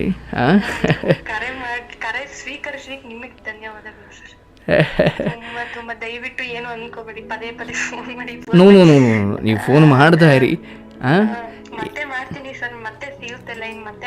ನಿನ್ಗೆ ಏನೇ ಗೊಂದಲ ಇದ್ರು, ಏನೇ ಬದುಕಲ್ಲಿ ತುಂಬ ಗೊಂದಲ ಇದ್ದರು ನೀನು ಮಾತಾಡ್ಬೋದು ತಾಯಿ. ಆದರೆ ನಾನು ಹೇಳೋದು, ನಿನ್ನ ಗಮನ ಸಂಪೂರ್ಣ ಒಂದು ಡಬ್ಬಿಯ ಥರ, ಹೌದು, ಸುತ್ತಮುತ್ತ ಏನು ನಡೀತಾ ಇದೆ ಗಮನಿಸು. ಈಗ ನೀವು ನ್ಯೂಸ್ ನೋಡ್ತೀರಾ ಅಂದರೆ ನಾಳೆ ಹುಡುಕೊಂಡು ಆ ನ್ಯೂಸ್ ನಡೆದಿರೋ ಜಾಗಕ್ಕೆ ಹೋಗ್ತೀರಾ ಅಂತಲ್ಲ, ಸುಮ್ಮನೆ ನೋಡ್ತೀರಾ. ಅದೊಂದು ಇರಬೇಕು, ವಿಷಯ ಜ್ಞಾನಕ್ಕೋಸ್ಕರ ಅಷ್ಟೇ, ಹೌದಲ್ವಾ? ನಡೆಯೋ ಜಾಗಕ್ಕೆಲ್ಲ ರಾತ್ರಿ ಬಂದಿತ್ತು ನಾಳೆ ಅಲ್ಲಿಗೆ ಹೋಗಬೇಕು ಅಂತ ಅಂದರೆ ಬೇಡದ ವಿಚಾರವನ್ನು ಗಮನಿಸೋದು ಬೇರೆ, ಅದನ್ನೇ ತಲೆ ಒಳಗಡೆ ಹಾಕ್ಕೊಂಡು ಒಳ್ಳೆಯ ವಿಚಾರವನ್ನು ಗಮನ ಕೊಡದೇನೆ ಬರೀ ಕೆಟ್ಟದ್ರ ಬಗ್ಗೆ ಯೋಚನೆ ಮಾಡೋದು ಬೇರೆ. ಹಾಗಾಗಿ ನಿನ್ನ ಜನ ನಿನ್ನ ಬಗ್ಗೆ ಏನು ಮಾತಾಡ್ತಾರೆ ಗಮನ ಕೊಡು, ಬೇಡ ಅಂತ ಹೇಳೋದಿಲ್ಲ. ಆದರೆ ಅದು ನಿನ್ನ ಬದುಕನ್ನು ನಿರ್ಧಾರ ಮಾಡಲಿಕ್ಕೆ ಬಿಡಬೇಡ. ಅರ್ಥ ಆಯ್ತಲ್ವಾ? ಒಳ್ಳೆಯದಾಗಲಿ. Don't worry. ಎಲ್ಲಿಗೆ ನಿಲ್ಲುತ್ತೆ ಅಂದರೆ ಬದುಕೆ ನೋಡಮ್ಮ, ಇಲ್ಲಿ ನಾಳೆ ನಾಡಿದ್ದು ಮುಂದಿನ ವರ್ಷ ಆಚೆ ವರ್ಷ 70 ವರ್ಷ ಬದುಕೇ ನಿಲ್ಲುತ್ತೆ, ಅವ್ರ ಕೆಟ್ಟತನ ನಿಲ್ಲಲ್ವಾ? ಅದು ನಿಮ್ಮ ಅವ್ರ ದೃಷ್ಟಿಯಲ್ಲಿ ನಿಲ್ಲದೆ ಇರ್ಬೋದು, ಅಥವಾ ನಿಮ್ಮ ದೃಷ್ಟಿಯಲ್ಲಿ ಈ ಕ್ಷಣಕ್ಕೆ ನಿಲ್ದೋಯ್ತು ಅಂದ್ಕೊಂಡ್ರೆ ಮುಗಿದೋಯ್ತು. ಅದು ಯಾವತ್ತು ನಿಲ್ಲುತ್ತೆ ಅಂತ ನೀವು ಕಾಯ್ತೀರಾ ಅನ್ನೋದಾದ್ರೆ ಅದು ನಿಲ್ಲೋದಿಲ್ಲ. ಬಟ್ ನಿಮ್ಮ ಮನಸ್ಸಲ್ಲಿ ಅದು ಮುಗಿದೋಯ್ತು, ಅದನ್ನ ಮುಂದುವರೆದ್ರೂ ಕೂಡ ನಿಮ್ಮೊಳಗಡೆ ಸತ್ತೋಯ್ತು ಅಂದಾಗ ಅದು ಮುಂದುವರಿಯೋಕ್ಕೆ ಅದಕ್ಕೆ ಅರ್ಥ ಇಲ್ಲ. ಓಕೆ, ನಿಮ್ಮೊಳಗಡೆ ಯಾವುದು ವಿಷವೋ ಅದನ್ನು ಕೊಂದು ಬಿಸಾಕಿ. ಅದಕ್ಕೆ ಸ್ವಲ್ಪ ಸಮಯ ತಗೊಂಡು ಮಾಡ್ಕೊಂತೀನಿ ನಾನು. ಡೋಂಟ್ ವರಿ, ನಿಮ್ಮ ಮನೆಯವರು ನಿನ್ನ ಮೇಲೆ ನಂಬಿಕೆ ಇಟ್ಟಿದ್ದಾರೆ, ಅದನ್ನು ಉಳಿಸ್ಕೊಳ್ಳೋದಷ್ಟೇ ನಿನ್ನ ಜವಾಬ್ದಾರಿ. ನಿನ್ನ ಸಂಸಾರ ಚೆನ್ನಾಗಿರಲಿ ತಾಯಿ, ಒಳ್ಳೆಯದಾಗಲಿ. ಒಳ್ಳೇದಾಗಲಿ. Thank you sir. ಅಪ್ಪ, ಎಂತೆಂಥ ಕಷ್ಟಗಳನ್ನ ನೋಡ್ಕೊಂಬಂದಿದೆ ಈಕೆ. ಅಂದರೆ ತನ್ನ ತಾಯಿಯನ್ನು ಸೆಮೆಣೆ ಹಾಕಿ ಅಥವಾ ಆ ಸುಟ್ಟು ಹಾಕ್ತಾರೆ ಅಂದರೆ ದೇವ್ರೆ, ಎಂತೆಂಥ ಜನರಿದ್ದಾರೆ ಇಲ್ಲಿ. ಆ್ಯಂಡ್ ಆಸ್ತಿಗೋಸ್ಕರ ಮನುಷ್ಯರನ್ನೇ ಕೊಲ್ಲುವಷ್ಟು ರಾಕ್ಷಸರಾಗ್ತಾ ಇದ್ದಾರೆ. ಇರಲಿ, ಬಟ್ ಈಕೆ ಇಂಥ ನೊಂದ ಹೆಣ್ಮಗಳು ಇವತ್ತು ಒಳ್ಳೆ ಬದುಕನ್ನು ಕಟ್ಟಿಕೊಂಡಿದ್ದಾಳೆ ಆ್ಯಂಡ್ ಇಷ್ಟು ಅದ್ಭುತವಾಗಿ ಜ್ಞಾನ ಪಡ್ಕೊಂಡಿದ್ದಾಳೆ. ಒಳ್ಳೆಯದಾಗಲಿ. ನನಗೆ ಬಹಳ ಸಂತೋಷ ಆಯಿತು. ನಿನ್ನ ಗಂಡ, ನಿನ್ನ ಅತ್ತೆ ಮಾವ ನೀವೆಲ್ಲರೂ ಚೆನ್ನಾಗಿರಬೇಕು, ಒಳ್ಳೆಯದಾಗುತ್ತೆ. ಬಟ್ ಯಾವುದನ್ನು ಎಲ್ಲಿಡಬೇಕು, ಯಾವುದಕ್ಕೆ ಎಷ್ಟು ಮಹತ್ವ ಕೊಡಬೇಕು ಅದಷ್ಟೇ ಇರಬೇಕು. ಚಿಕ್ಕಮ್ಮ ಮಾತಾಡಿಸಿ ಊಟ ಇಡಿ, ಆರೋಗ್ಯ ಕೆಟ್ಟಾಗ ಹೋಗಿ ನೋಡ್ಕೊಳ್ಳಿ. ಅರ್ಥ ಆಯ್ತಲ್ವಾ? ಯಾವ್ಯಾವುದನ್ನು ಎಲ್ಲಿಡಬೇಕು ಅಲ್ಲಿ ಇಡಬೇಕು ಆ್ಯಂಡ್ ಎಷ್ಟಿರಬೇಕು ಅಷ್ಟೇ ಇರಬೇಕು.